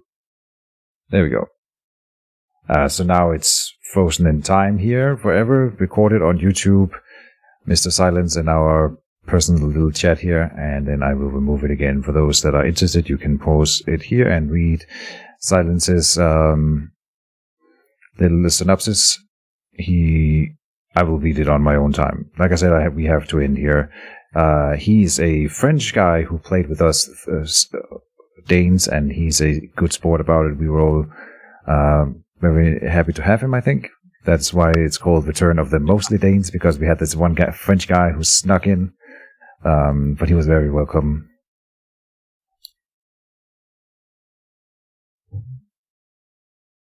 Finally, he played Argus of All, so he was actually the only one that got eliminated from the game. No, we had a Jotunheim. No, that's not. No. Jotunheim, I forgot Jotunheim. He died earlier, yeah. Much earlier. He was, I think he got eliminated, Akosafal, like 2 turns before the game ended or something like that. So, yeah. He held on to the very end. We are closing it down. Again, thank you for participating, Mr. Lighthawk. I'm gonna go and raid, I guess there's no one online. Are there anyone else streaming Dominions 5 on Twitch? I doubt it. Now, there's 4 viewers of Dominions 5 in the world right now, and they are all on my channel. So, it's not a very popular streaming game. Alright, so we will just end it here. Thank you guys at home for watching. See you soon. More Dominions. No. Diablo coming next week, and the regular Stone Shard stream on Saturday. My mind is fried and I'm rambling. And then, of course, check out my YouTube. There's a link down below. See you around, folks, and bye-bye.